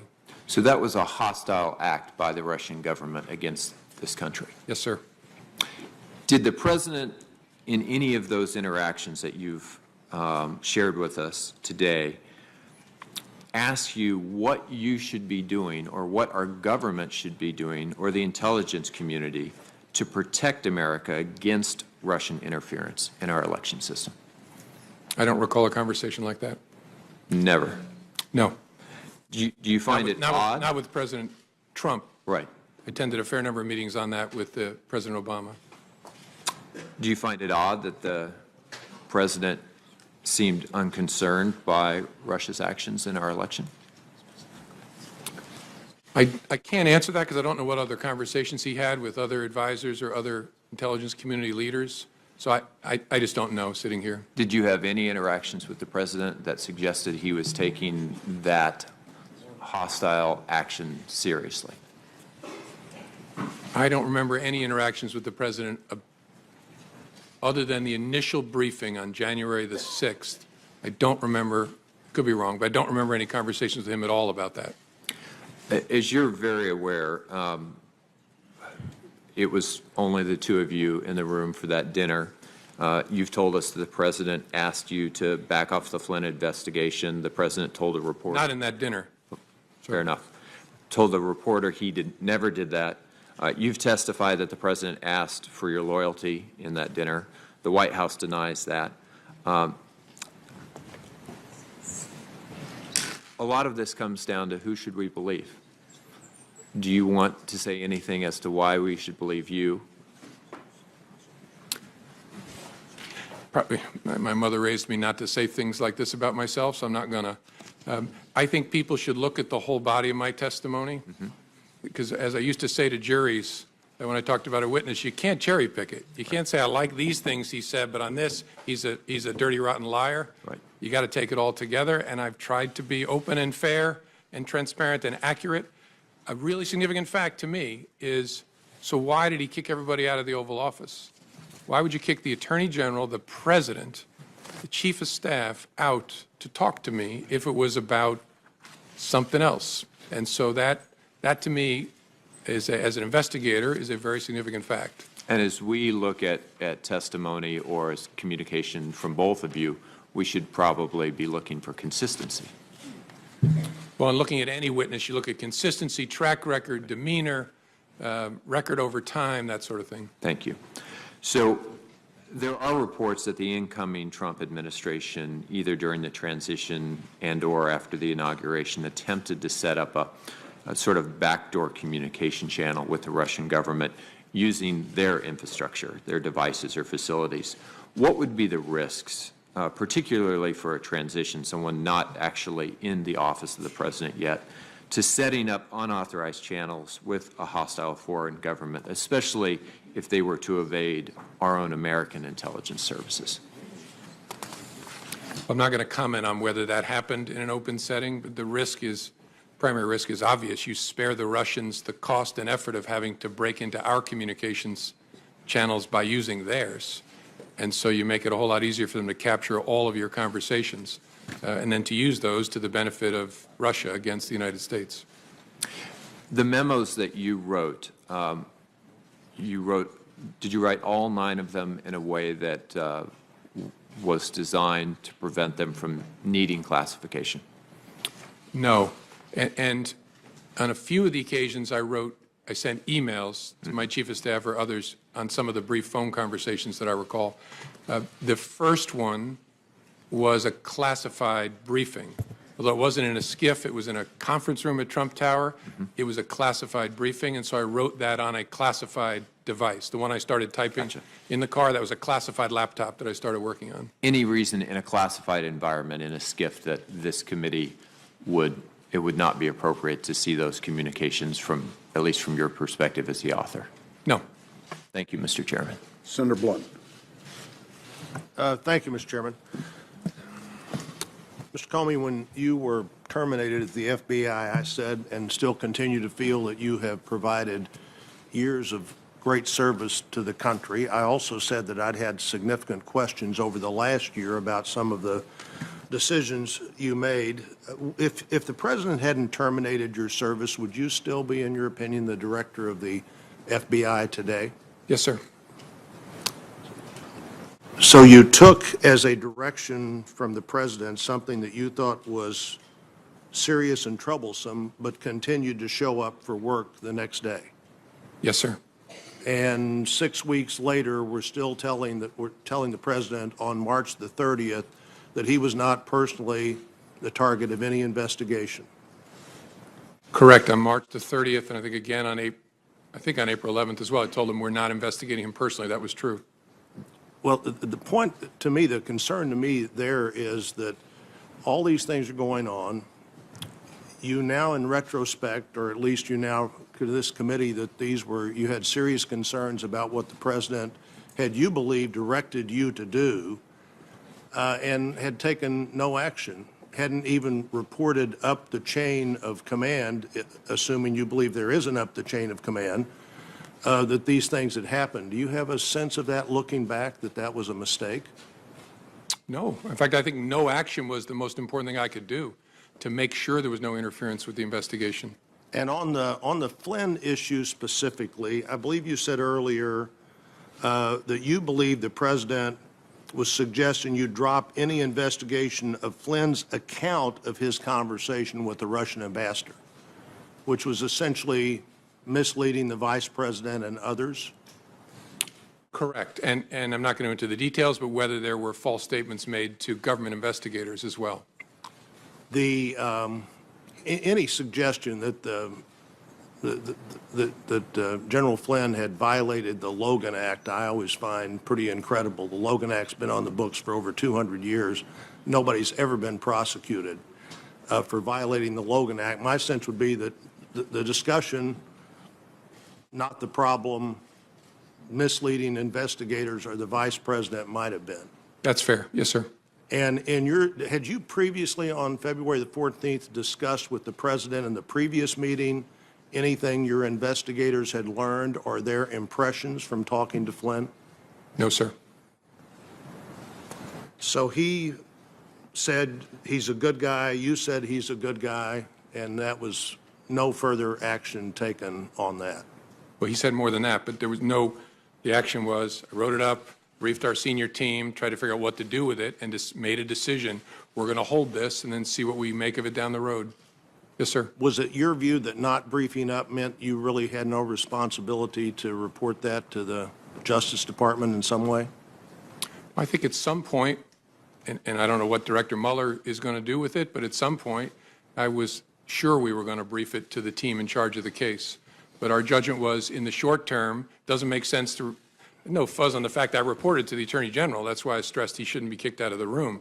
But it didn't make sense to report to him now. You know, you said the Attorney General said, I don't want to be in the room with him alone again, but you continued to talk to him on the phone.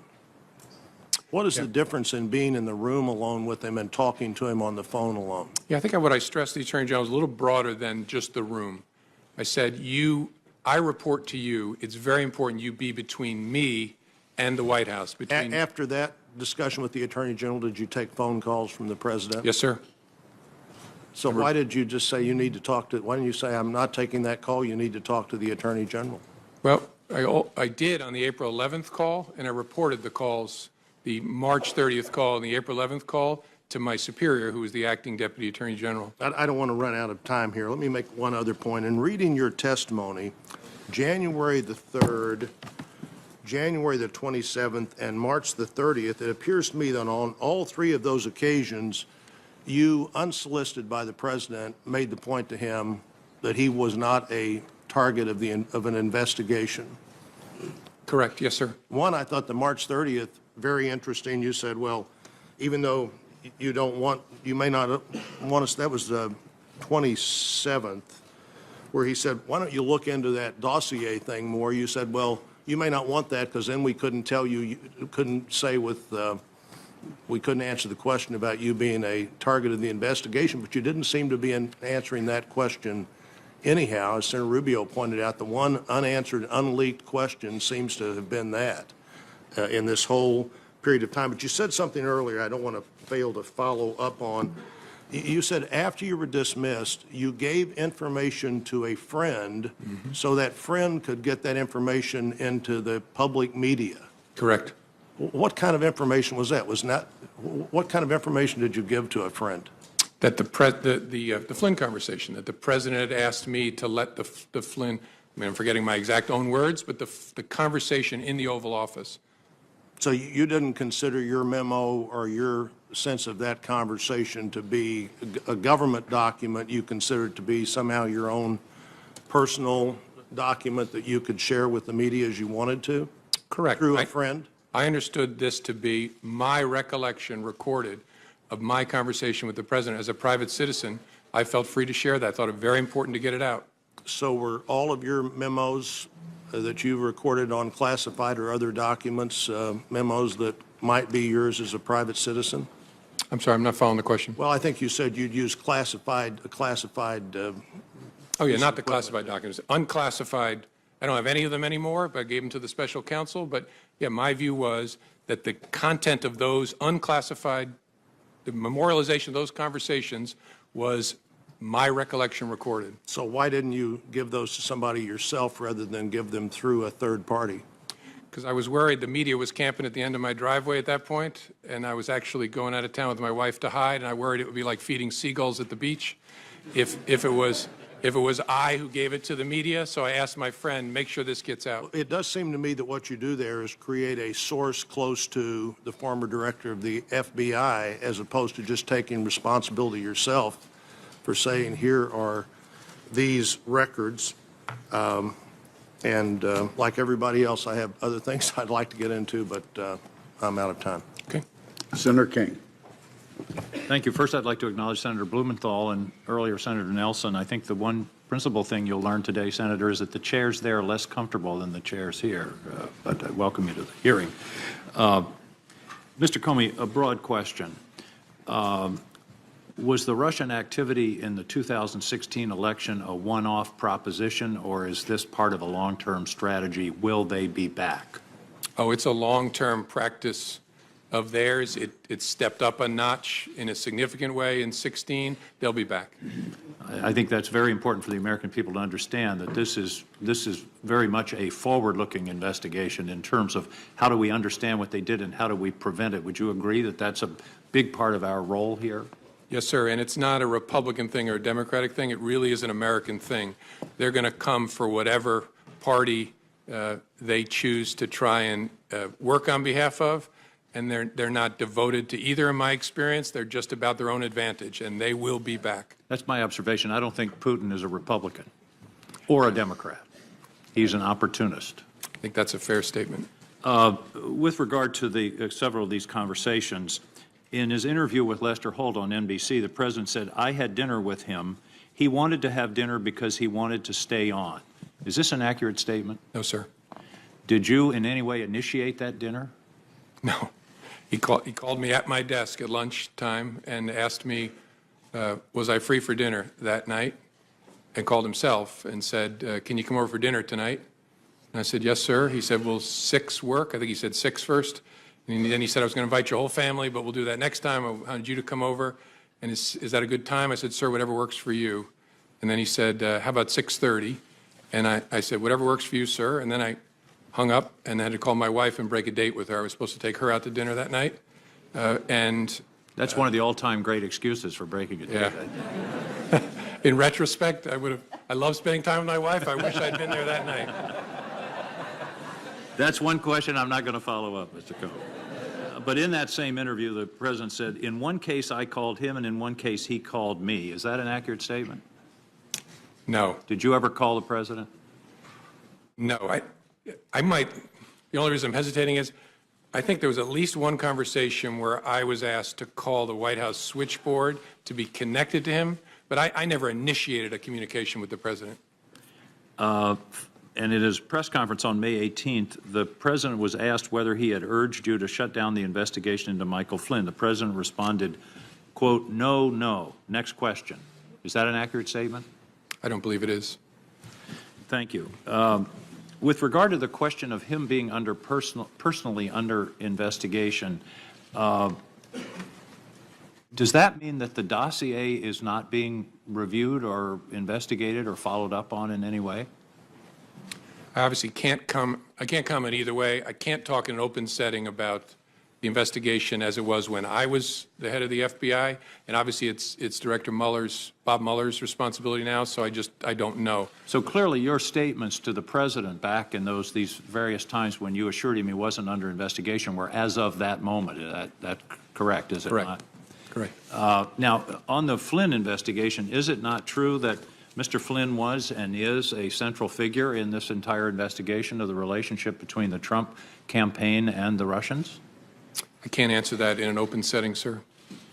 Certainly, Mr. Flynn was part of the so-called Russian investigation. Can you answer that question? I have to give you the same answer. All right. We'll be having a closed session shortly, so we will follow up on that. In terms of his comments to you about, I think you were in response to Mr. Risch, Senator Risch, he said, I hope you will hold back on that. But when a president of the United States in the Oval Office says something like I hope or I suggest or would you, do you take that as a directive? Yes. Yes. It rings in my ear as kind of, will no one rid me of this meddlesome priest? I was just going to quote that in 1170, December 29, Henry II said, who will rid me of this meddlesome priest? And then the next day he was killed. Thomas à Becket. That's exactly the same situation. We're thinking along the same lines. Several other questions, and these are a little bit more detailed. What do you know about the Russian bank VEB? Nothing that I can talk about in an open setting. Well, I know that takes I know care it- of my next three I questions. know it exists. Yes, sir. You know it exists. What is the relationship of the ambassador from Russia to the United States, to the Russian intelligence infrastructure? Well, he's a diplomat who is the chief of mission at the Russian embassy, which employs a robust cohort of intelligence officers. And so surely he's witting of their very, very aggressive intelligence operations, at least some of it, in the United States. I don't consider him to be an intelligence officer himself. He's a diplomat. Did the FBI ever brief the Trump administration about the advisability of interacting directly with Ambassador Kislyak? I think all I can say sitting here is there were a variety of defensive briefings given to the incoming administration about the counterintelligence risk. Back to Mr. Flynn, would closing out the Flynn investigation have impeded the overall Russian investigation? No. Well, unlikely, except to the extent, there's always a possibility if you have a criminal case against someone and you bring in and squeeze them, you flip them, and they give you information about something else. But I saw the two as touching each other, but separate. With regard to your memos, isn't it true that in a court case when you're weighing evidence, contemporaneous memos and contemporaneous statements to third parties are considered probative in terms of the validity of testimony? Yes. Thank you. Thank you, Mr. Chairman. Senator Cotton, or excuse me, Senator Langford. Well, Director Comey, good to see you again. You too. We've had multiple opportunities to be able to visit, as everyone on this dais has, and I appreciate you and your service and what you have done for the nation for a long time, what you've continued to do. I've told you before, in the heat of last year, when we had the opportunity to visit personally, that I pray for you and for your family because you do carry a tremendous amount of stress, and that is still true today. Thank you. Let me walk through a couple things with you. Your notes are obviously exceptionally important because they give a very rapid account of what you wrote down and what you perceived happened in those different meetings. Have you had the opportunity to be able to reference those notes when you were preparing the written statement that you put for us today? Yes. Yes. I think nearly all of my written recordings of my conversations, I had a chance to review them before filing my statement. Do you have a copy of any of those notes personally? I don't. I turn them over to Bob Mueller's investigators. The individual that you told about your memos that then was sent on to the New York Times, did they have a copy of those memos, or were they told orally of those memos? Had a copy. I had a copy at the time. Do they still have a copy of those memos? It's a good question. I think so. I guess I can't say for sure sitting here, but I guess I don't know, but I think so. So the question is, could you ask them to hand that copy right back to you so you could hand them over to this committee? Potentially. I would like to move that from potential to see if we can ask that question so we can have a copy of those. Obviously, those notes are exceptionally important to us to be able to go through the process so we can continue to get to the facts as we see it. As you know, the written documents are exceptionally important. Yeah. Are there other documents that we need to be aware of that you used in your preparation for your written statement that we should also have that would assist us in helping with this? Not that I'm aware of, no. Past the February the 14th meeting, which is a very important meeting, obviously, as we discuss the conversations here about Michael Flynn. When the president asked you about he hopes that you would let this go, and the conversation back and forth about being a good guy, after that time, did the president ever bring up anything about Michael Flynn again to you? You had multiple other conversations you have documented with the president. No, I don't remember him ever bringing it up again. Did any member of the White House staff ever come to you and talk to you about letting go of the Michael Flynn case or dropping it or anything referring to that? No. Nope. Did the Director of National Intelligence come to you and talk to you about that? No. Did anyone from the Attorney General's office, the Department of Justice, ask you about that? No. Did the head of NSA talk to you about that? No. The key aspect here is if this seems to be something the president's trying to get you to drop it, this seems like a pretty light touch to drop it, to bring it up at that moment, the day after he had just fired Flynn, to come back in and say, I hope we can let this go, but then it never reappears again. Did it slow down your investigation or any investigation that may or may not be occurring with Michael Flynn? No, although I don't know there are any manifestations, outward manifestations of the investigation between February 14th and when I was fired. So I don't know that the president would have any way of knowing whether it was effective or not. Okay, that's fair enough. If the president wanted to stop an investigation, how would he do that? Knowing it's an ongoing criminal investigation or counterintelligence investigation, would that be a matter of trying to go to you perceive, and to say you make it stop because he doesn't have the authority to stop? Or how would the president make an ongoing investigation stop? Again, I'm not a legal scholar, so smarter people answer this better, but I think as a legal matter, the president is the head of the executive branch and could direct, in theory, we have important norms against this, but direct that anybody be investigated or anybody not be investigated. I think he has the legal authority because all of us ultimately report in the executive branch up to the president. Okay. Would that be to you? Would that be to the Attorney General? Would that be to who that would do that? Suppose you could do it to, if you want to issue a direct order, it could do it in any way. Could do it through the Attorney General or issue it directly to me. Well, is there any question that the president is not real fond of this investigation? I can think of multiple 140-word character expressions that he's done publicly to express he's not fond of the investigations. I've heard you share before in this conversation that you're trying to keep the agents that are working on it away from any comment the president might have made. Quite frankly, the president has informed around 6 billion people that he's not real fond of this investigation. Do you think there's a difference in that? Yes. Okay. I think there's a big difference in kicking superior officers out of the Oval Office, looking the FBI director in the eye and saying, I hope you let this go. I think if the agents, as good as they are, heard the President of the United States did that, That's you. there's a real risk of a chilling effect on their work. That's why we kept it so tight. Okay.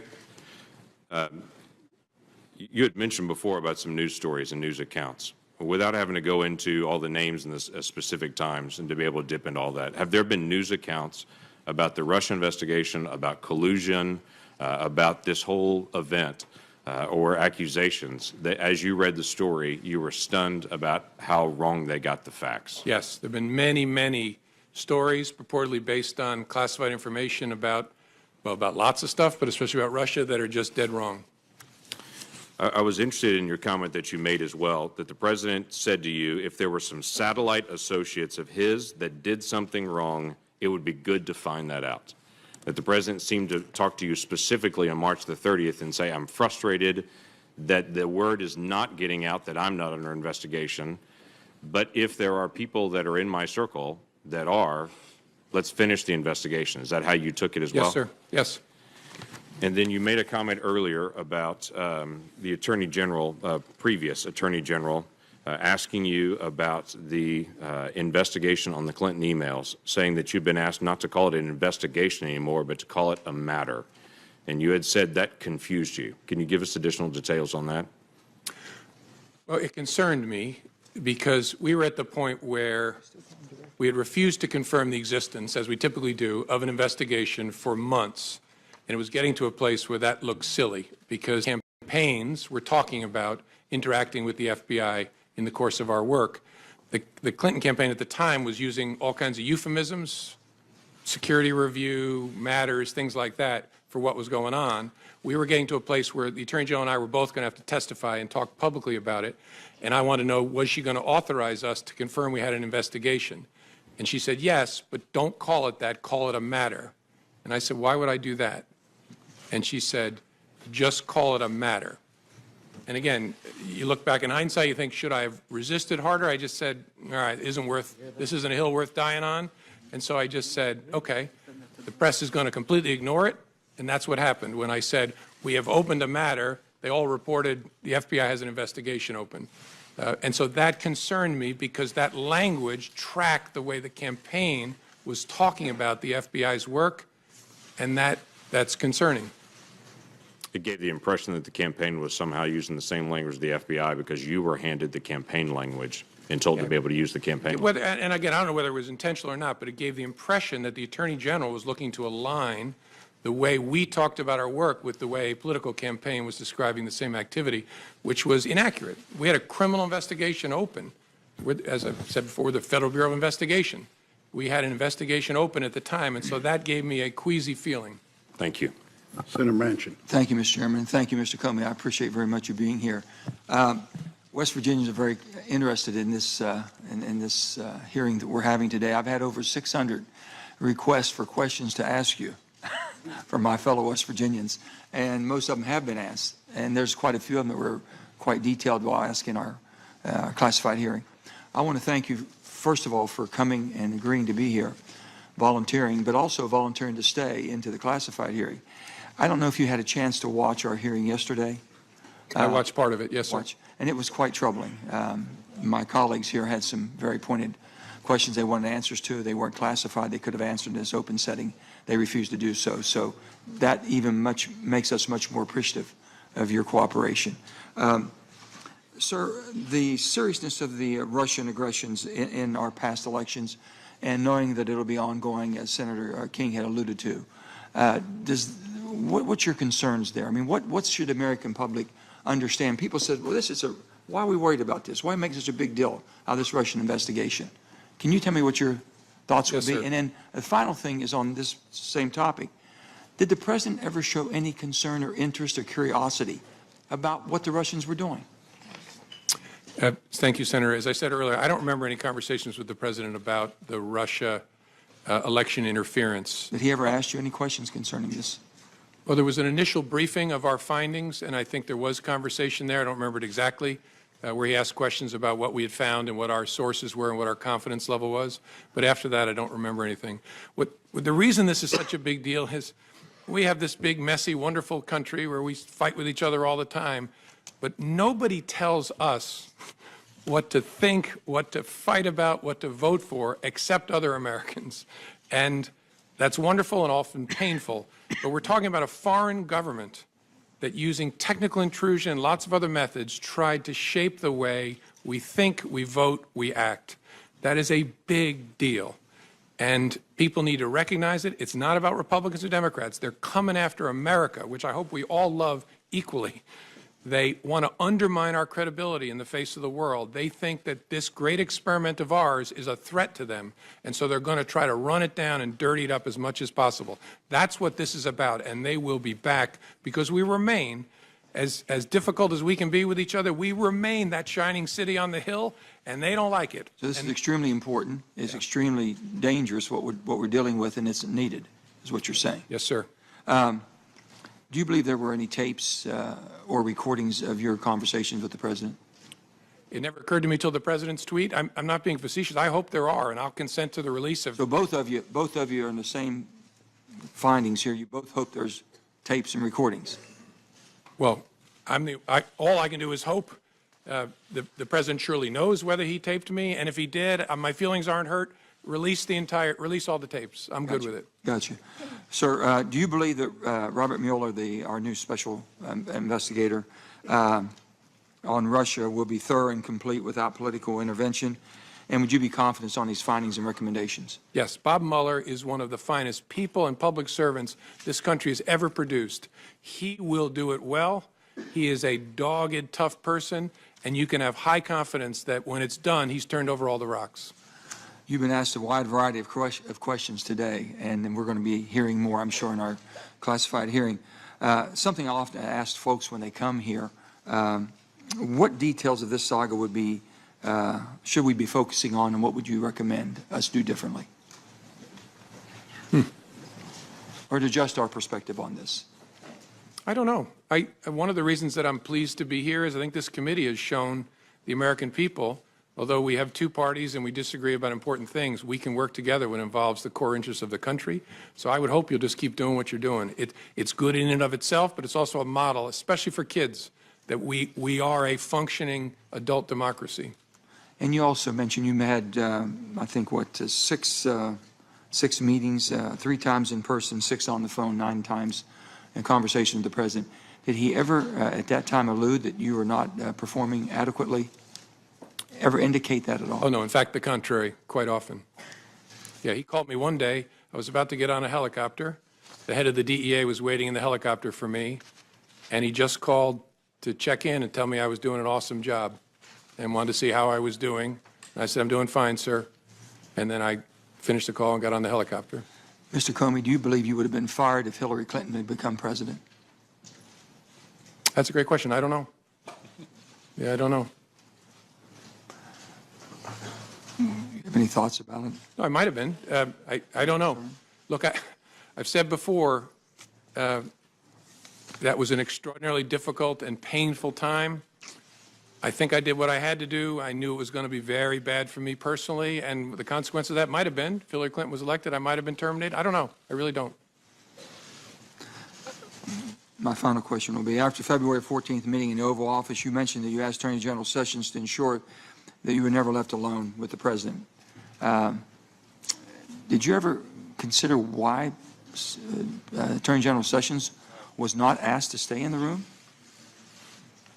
Oh, sure. I did, and have. And in that moment, I knew. You ever talked to him about it? No. You never had a discussion with Jeff Sessions on this? No, not at all. On any of your meetings? No. Did he inquire? Did he show any inquiry whatsoever? What was that meeting about? No. Oh, you're right. I did say to him, I'd forgotten this, when I talked to him and said, you have to be between me and the president, and that's incredibly important, and I forget my exact words, I passed along the president's message about the importance of aggressively pursuing leaks of classified information, which is a goal I share, and I passed that along to the Attorney General. I think it was the next morning in a meeting, but I did not tell him about the Flynn part. Do you believe this will rise to the obstruction of justice? I don't know. That's Bob Mueller's job to sort that out. Thank you, sir.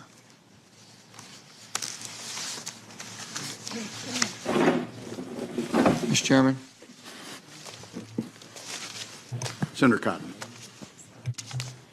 Mr. Comey, you encouraged the president to release the tapes. Will you encourage the Department of Justice or your friend at Columbia, or Mr. Mueller, to release your memos?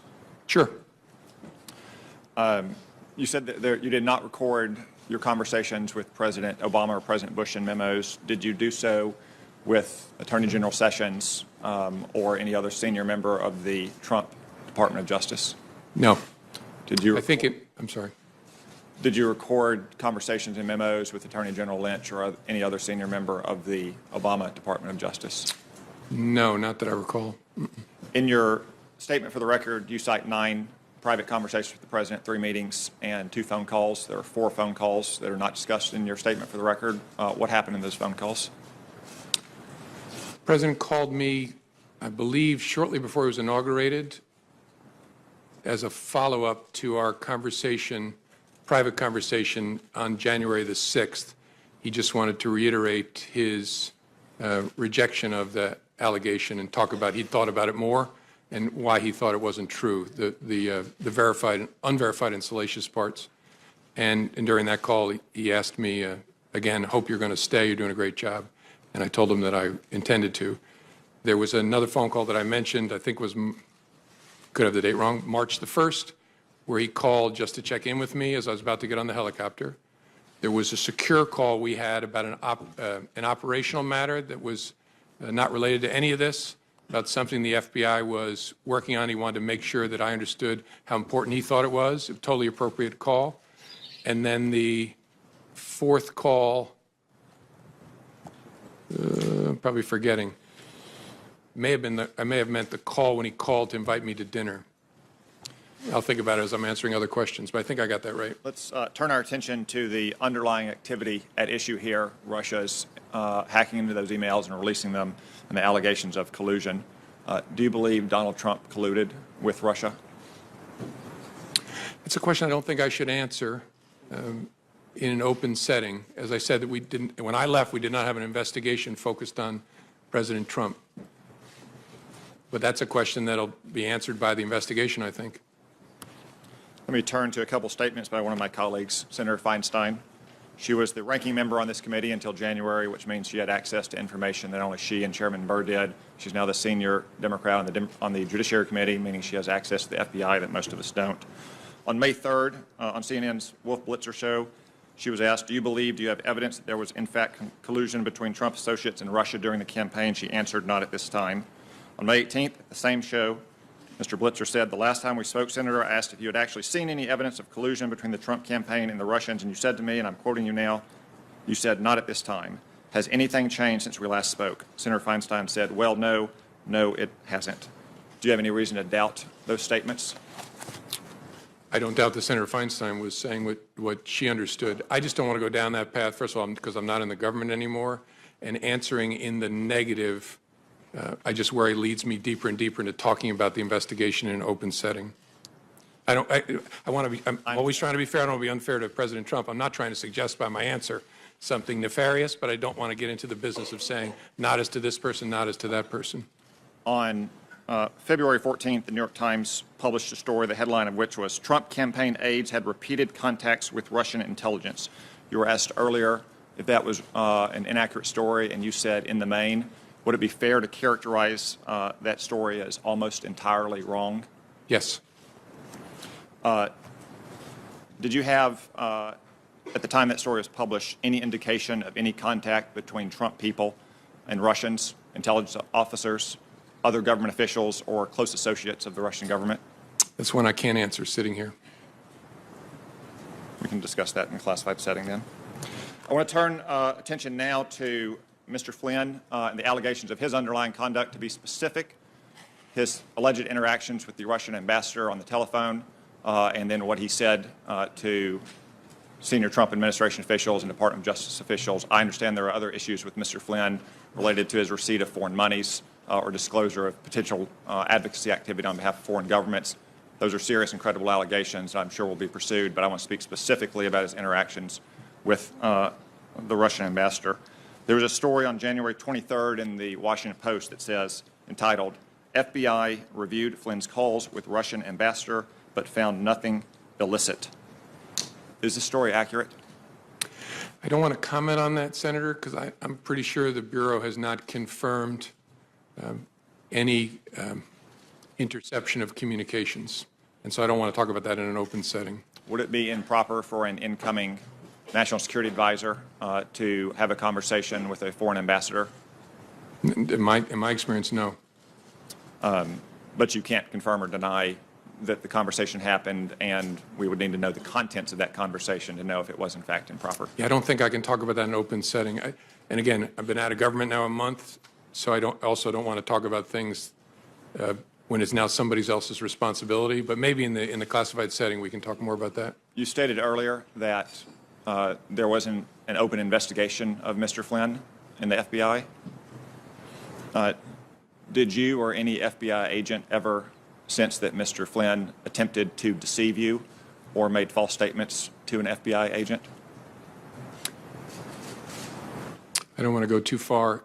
That was the subject of the criminal inquiry. Did you ever come close to closing the investigation on Mr. Flynn? I don't think I can talk about that in an open setting either. We can discuss these more in the closed setting then.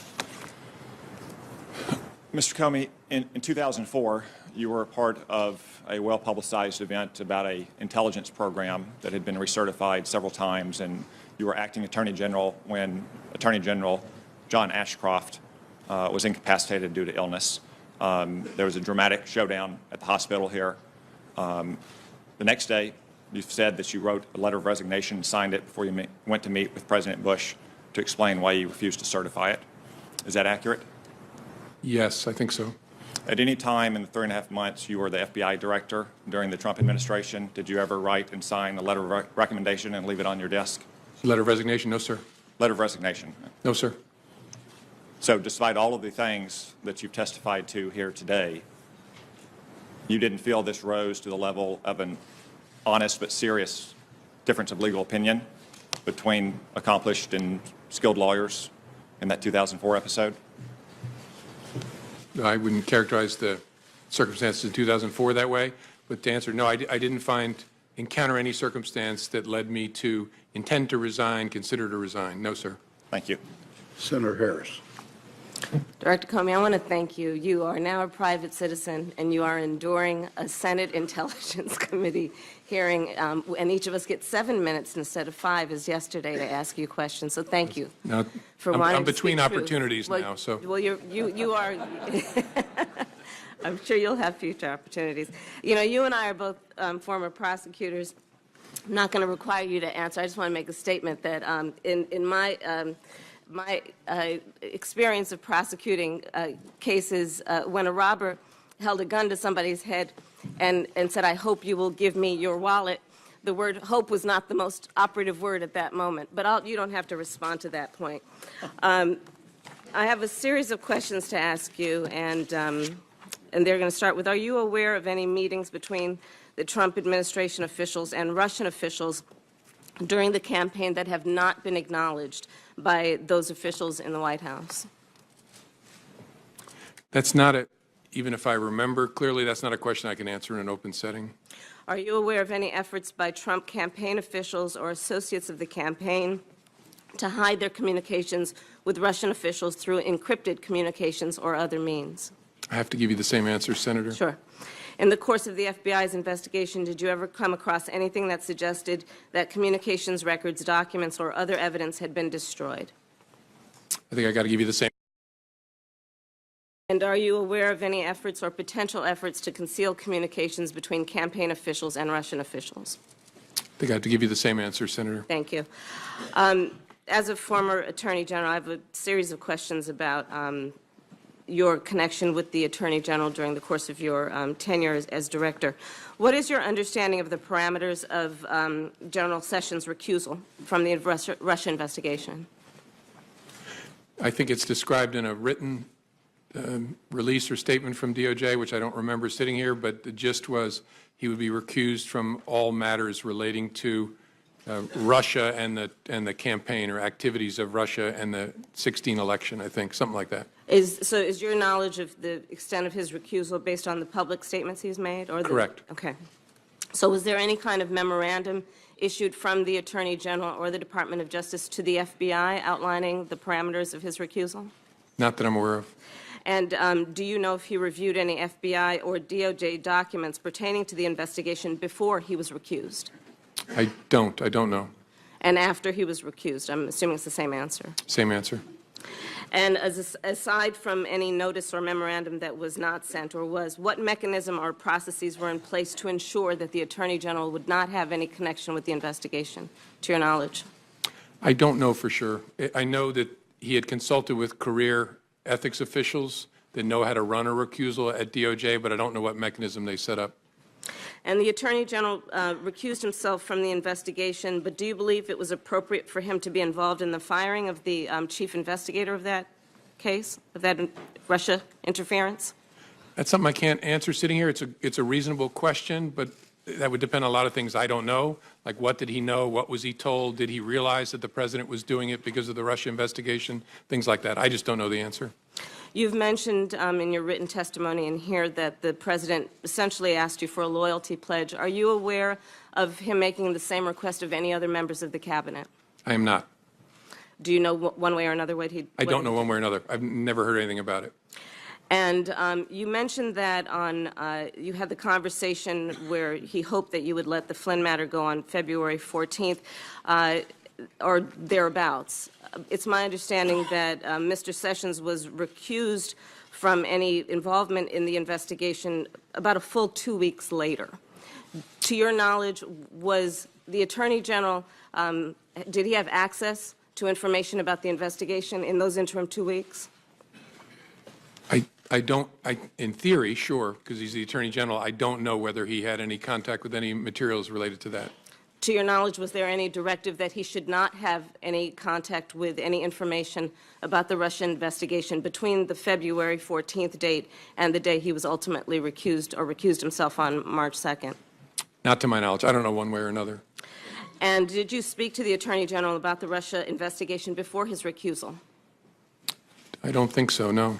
Do you know if anyone in the department, in the FBI, forwarded any documents or information or memos of any sort to the attention of the Attorney General before his recusal?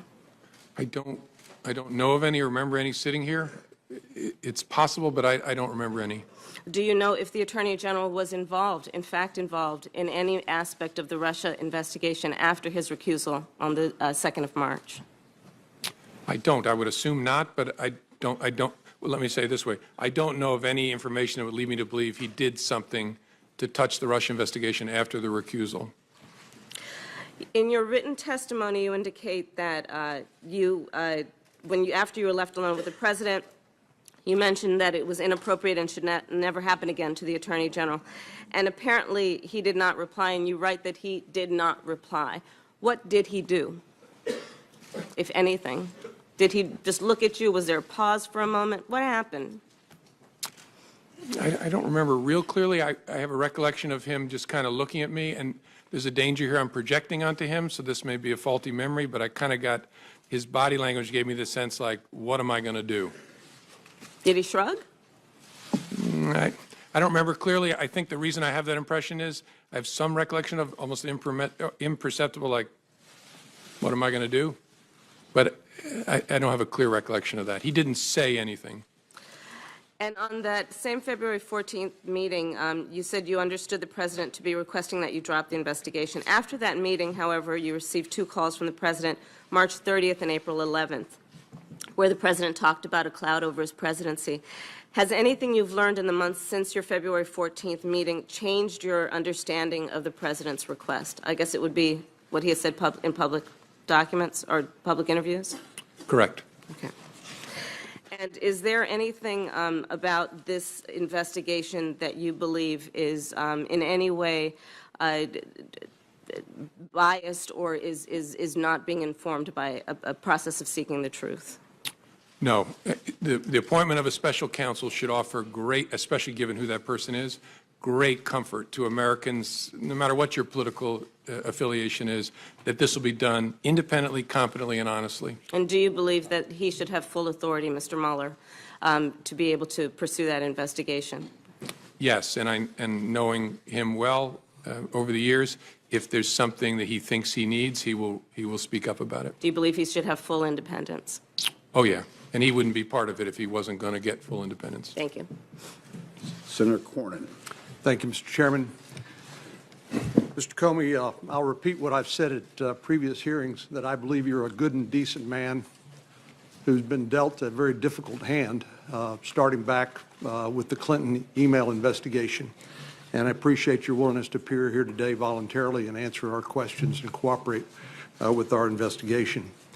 As a general matter, if an FBI agent has reason to believe that a crime has been committed, do they have a duty to report it? That's a good question. I don't know that there's a legal duty to report it. They certainly have a cultural, ethical duty to report it. You're unsure whether they would have a legal duty? Yeah, that's a good question. I've not thought about it before. I don't know where the legal, there's a statute that prohibits misprision of a felony, knowing of a felony, and taking steps to conceal it, but this is a different question. And so look, let me be clear. I would expect any FBI agent who has information about a crime being committed to report it. Me too. But where you rest that obligation, I don't know. It exists. And let me ask you as a general proposition, if you're trying to make an investigation go away, is firing an FBI director a good way to make that happen? By that I mean... Yeah, it doesn't make a lot of sense to me, but I'm obviously hopelessly biased, given that I was the one fired. I understand it's personal. No, given the nature of the FBI, I meant what I said.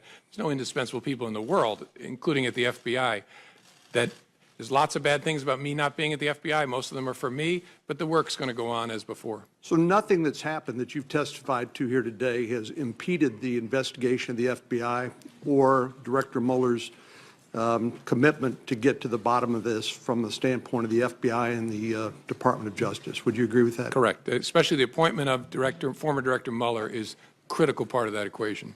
Let me take you back to the Clinton email investigation. I think you've been cast as a hero or a villain, depending on the whose political ox is being gored at many different times during the course of the Clinton email investigation, even now perhaps. But you clearly were troubled by the conduct of the sitting Attorney General, Loretta Lynch, when it came to the Clinton email investigation. You mentioned the characterization that you'd been asked to accept that this was a matter and not a criminal investigation, which you said it was. There was the matter of President Clinton's meeting on the tarmac with the sitting Attorney General at a time when his wife was subject to a criminal investigation, and you suggested that perhaps there are other matters that you may be able to share with us later on in a classified setting. But it seems to me that you clearly believe that Loretta Lynch, the Attorney General, had an appearance of a conflict of interest on the Clinton email investigation. Is that correct? I think that's fair. I didn't believe she could credibly decline that investigation, at least not without grievous damage to the Department of Justice and to the FBI. And under Department of Justice and FBI norms, wouldn't it have been appropriate for the Attorney General, or if she had recused herself, which she did not do, for the Deputy Attorney General to appoint a special counsel? That's essentially what's happened now with Director Mueller. Would that have been an appropriate step in the Clinton email investigation, in your opinion? Certainly a possible step. Yes, sir. And were you aware that Ms. Lynch had been requested numerous times to appoint a special counsel and had refused? Yes, I think members of Congress had repeatedly asked. Yes, sir. Yours truly did on multiple occasions. And that heightened your concerns about the appearance of a conflict of interest with the Department of Justice, which caused you to make what you have described as an incredibly painful decision to basically take the matter up yourself, and led to that July press conference. Yes, sir. After the former President Clinton, met on the plane with the Attorney General, I considered whether I should call for the appointment of a special counsel, and I decided that that would be an unfair thing to do because I knew there was no case there. We had investigated it very, very thoroughly. I know this is a subject of passionate disagreement, but I knew there was no case there, and calling for the appointment of special counsel would be brutally unfair because it would send the message, aha, there's something here. That was my judgment. Again, lots of people have different views of it, but that's how I thought about it. Well, if the special counsel had been appointed, they could have made that determination that there was nothing there and declined to pursue it, right? Sure, but it would have been many months later or a year later. Let me just ask you to, given the experience of the Clinton email investigation and what happened there, do you think it's unreasonable for anyone, any president, who has been assured on multiple occasions that he's not the subject of an FBI investigation, do you think it's unreasonable for them to want the FBI director to publicly announce that so that this cloud over his administration would be removed? I think that's a reasonable point of view. The concern would be obviously, because if that boomerang comes back, it's going to be a very big deal because there will be a duty to correct. Well, we saw that in the Clinton email investigation, of course. Yes, I recall that. Yeah, I know you do.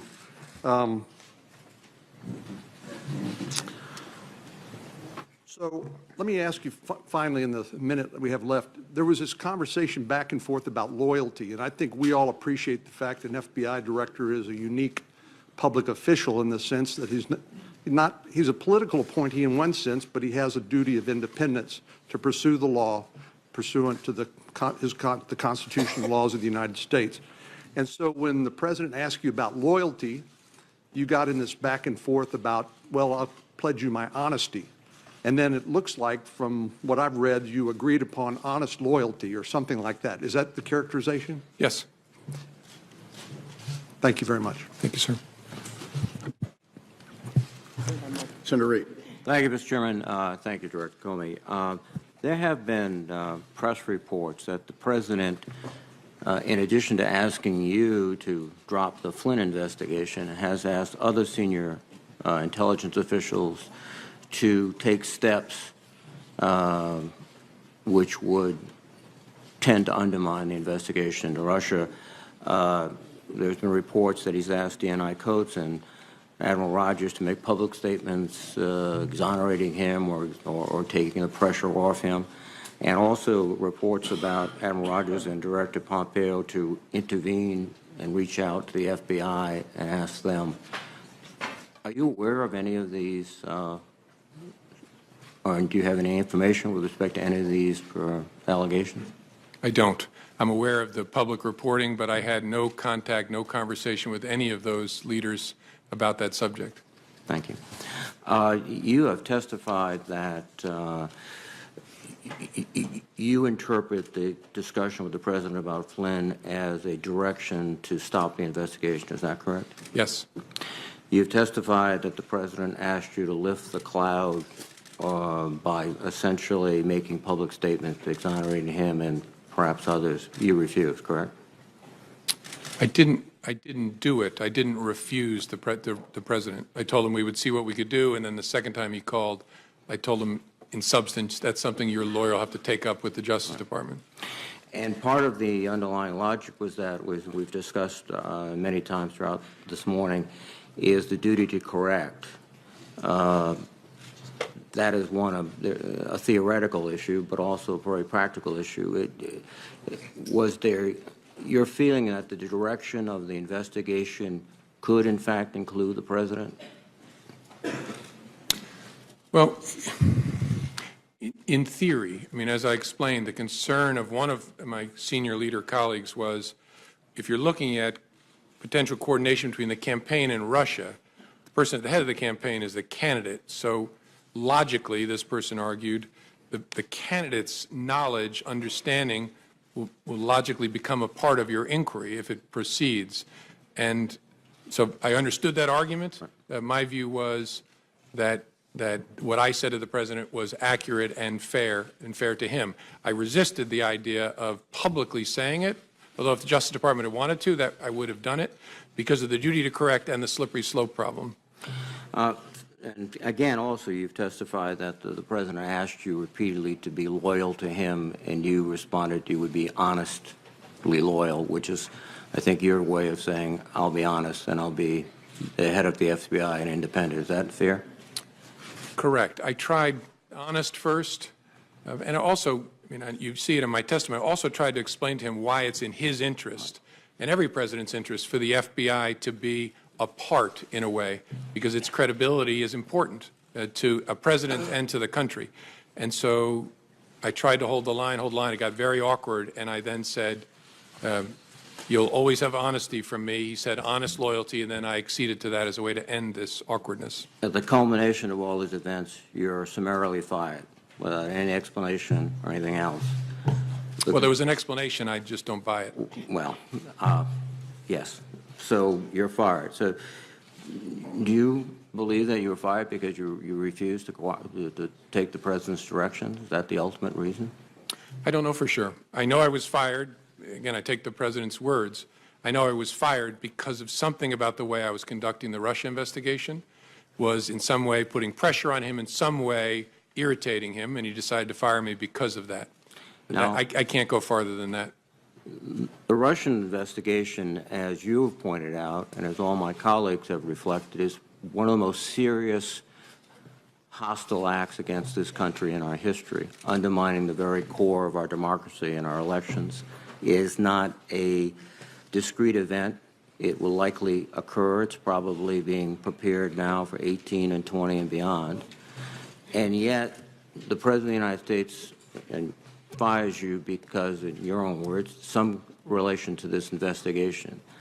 And then he shows up in the Oval Office with the Russian foreign minister, first after classifying you as crazy and a real nut job, which I think you've effectively disproved this morning. He said, I face great pressure because of Russia. That's taken off. Your conclusion would be that the president, I would think, is downplaying the seriousness of this threat. In fact, took specific steps to stop a thorough investigation of the Russian influence, and also, from what you've said or what was been said this morning, doesn't seem to particularly interested in these hostile threats by the Russians. Is that fair? I don't know that I can agree to that level of detail. There's no doubt that it's a fair judgment, it's my judgment, that I was fired because of the Russia investigation. I was fired in some way to change, or the endeavor was to change the way the Russia investigation was being conducted. That is a very big deal, and not just because it involves me. The nature of the FBI and the nature of its work requires that it not be the subject of political consideration. And then on top of that, you have the Russia investigation itself is vital because of the threat. And I know I should have said this earlier, but it's obvious. If any Americans were part of helping the Russians do that to us, that is a very big deal. And I'm confident that if that is the case, Director Mueller will find that evidence. Finally, the president tweeted that James Comey better hope that there are no tapes of our conversation before he starts leaking to the press. Was that a rather unsubtle attempt to intimidate you from testifying and intimidate anyone else who seriously crosses his path of not doing it? I'm not going to sit here and try and interpret the president's tweets. To me, its major impact was, as I said, it occurred to me in the middle of the night, holy cow, there might be tapes. And if there are tapes, it's not just my word against his on the direction to get rid of the Flynn investigation. Thank you very much. Senator McCain. In the case of Hillary Clinton, you made the statement that there wasn't sufficient evidence to bring a suit against her, although it had been very careless in their behavior. But you did reach a conclusion in that case that it was not necessary to further pursue her. Yet at the same time, in the case of Mr. Comey, you said that there was not enough information to make a conclusion. Tell me the difference between your conclusion as far as former Secretary Clinton is concerned and Mr. Trump. The Clinton investigation was a completed investigation that the FBI had been deeply involved in, and so I had an opportunity to understand all the facts and apply those facts against the law as I understood them. This investigation was underway, still going when I was fired, so it's nowhere near in the same place. At least it wasn't when I was. But it's still ongoing. Correct. So far as I know, it was when I left. That investigation was going on. This investigation is going on. You reached separate conclusions. No, that one was done. That investigation of any involvement of Secretary Clinton or any of her associates is completed. Yes, as of July the 5th, the FBI completed its investigative work, and that's what I was announcing, what we had done and what we had found. Well, at least in the minds of this member, there's a whole lot of questions remaining about what went on, particularly considering the fact that, as you mentioned, it's a, quote, big deal as to what went on during the campaign. So I'm glad you concluded that part of the investigation, but I think that the American people have a whole lot of questions out there, particularly since you just emphasized the role that Russia played. And obviously, she was a candidate for president at the time, so she was clearly involved in this whole situation where fake news, as you just described it, big deal, took place. You're going to have to help me out here. In other words, we're complete the investigation of anything that former Secretary Clinton had to do with the campaign is over and we don't have to worry about it anymore? With respect to Secretary, I'm a little confused, Senator. With respect to Secretary Clinton, Yeah. we investigated criminal investigation in connection with her use of a personal email server. I understand. And that's the investigation I announced the conclusion of on July 5th. So, but at the same time, you made the announcement there would be no charges brought against then Secretary Clinton for any activities involved in the Russia involvement in our engagement in our election. I don't quite understand how you could be done with that, but not done with the whole investigation of their attempt to affect the outcome of our election. No, I'm sorry. We're not, at least when I left, when I was fired on May the 9th, there was still an open, active investigation to understand the Russian efforts and whether any Americans work with them. But you reached the conclusion that there was no reason to bring charges against Secretary Clinton. So you reached a conclusion. In the case of Mr. Comey, the President Comey, excuse me, in the case of President Trump, you have an ongoing investigation. So you got one candidate who you're done with and another candidate that you have a long way to go. Is that correct? I don't know how far the FBI has to go, but yes, that the Clinton email investigation was completed, the investigation of Russia's efforts in connection with the election, and whether there was any coordination, and if so, with whom, between Russia and the campaign, was ongoing when I left. You just made it clear in what you said. This is a, quote, big deal, unquote. I think it's hard to reconcile. In one case, you reach a complete conclusion, and the other side, you have not.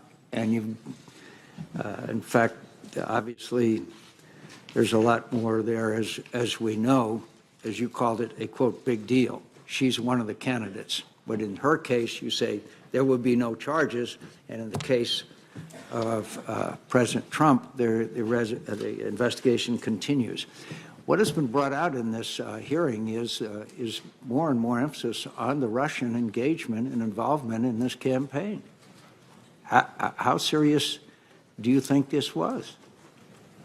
Very serious, but I want to say something, be clear. We have not announced, and there was no predication to announce, an investigation of whether the Russians may have coordinated with Secretary Clinton's campaign. Secretary Clinton's campaign. No, but they may not have been involved with their campaign. They were involved with the entire presidential campaign, obviously. Of course. Yes, sir. And that is an investigation that began last summer, and so far as I'm aware, continues. So both President Trump and former candidate Clinton are both involved in the investigation, yet one of them, you said there's going to be no charges, and the other one, the investigation continues. Well, I think there's a double standard there, to tell you the truth. Then when the president said to you, you talked about the April 11th phone call, and he said, quote, because I've been very loyal to you, very loyal. We had that thing, you know. Did that arouse your curiosity as what, quote, that thing was? Yes. Why didn't you ask him? It didn't seem to me to be important for the conversation we were having to understand it.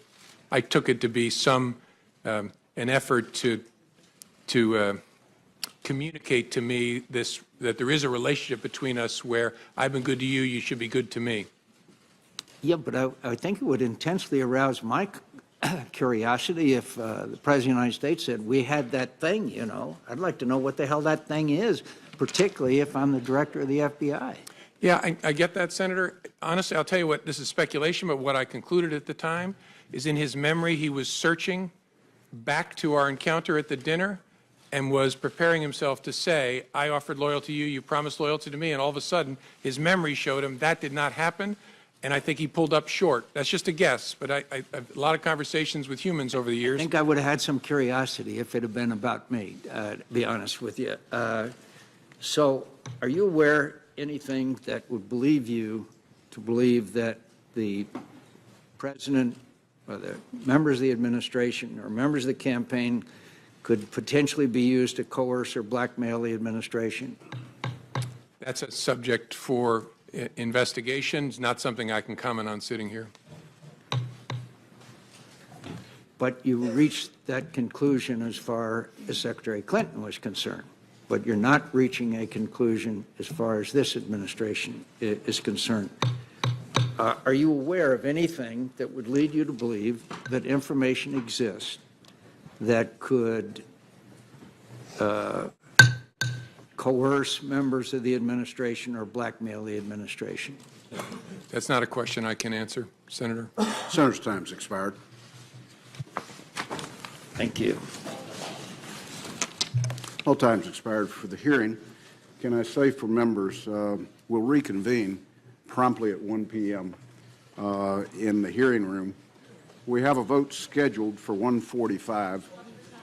I would suggest that all members promptly be there at 1 o'clock. We have about 3 minutes. I'd like to have order. Photographers, return to where you were, please. This hearing's not adjourned yet. Either that or we'll remove you. To members, we have about 3 minutes of updates that we would love to cover as soon as we get into the closed session before we have an opportunity to spend some time with Director Comey. Based on our agreement, it would be my intentions to adjourn that closed hearing between 2 and 2:10 so that members can go vote, and I would urge you to eat at that time. Jim, several of us on this committee have had the opportunity to work with you since you walked in the door. I want to say personally on behalf of all the committee members, we're grateful to you for your service to your country, not just in the capacity as FBI director, but as prosecutor, and more importantly, being somebody that loves this country enough to tell it like it is. I want to say to your workforce that we're grateful to them with the level of cooperation that they have shown us, with the trust we've built between both organizations, the Congress and the Bureau.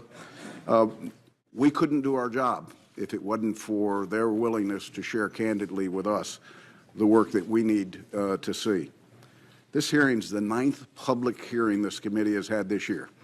That is twice the historical year-long average of this committee. I think the Vice Chairman and my biggest challenge when this investigation has concluded is to return our hearings to the secrecy of a closed hearing, to encourage our members not to freely talk about intelligence matters publicly, and to respect the fact that we have a huge job, and that's to represent the entire body of the United States Senate and the American people, to make sure that we work with the intelligence community to provide you the tools to keep America safe, and that you do it within the legal limit or those limits that are set by the executive branch. We could not do it if it wasn't for a trusted partnership that you have been able to lead and others before you. So as we depart from this is a pivotal hearing in our investigation. We're grateful to you for the professionalism you've shown and your willingness. I will turn to the Vice Chairman. I simply want to echo, again, the thanks for your appearance. And there clearly still remain a number of questions. And the one thing I want to commit to you, and more importantly, I think, Chairman, I want to commit to all those who are still potentially watching and following, there's still a lot of unanswered questions, and we're going to get to the bottom of this. We're going to get the facts out. The American people deserve to know. There's the questions around implications of Trump officials and the Russians, but there's also the macro issue of what the Russians did and continue to do. And I think it is very important that all Americans realize that threat is real, it is continuous, it is not just towards our nation, it is all towards all Western democracies, and we have to come to a solution set. Thank you, Mr. Chairman. Director Comey, thank you once again on behalf of the committee. This hearing is adjourned.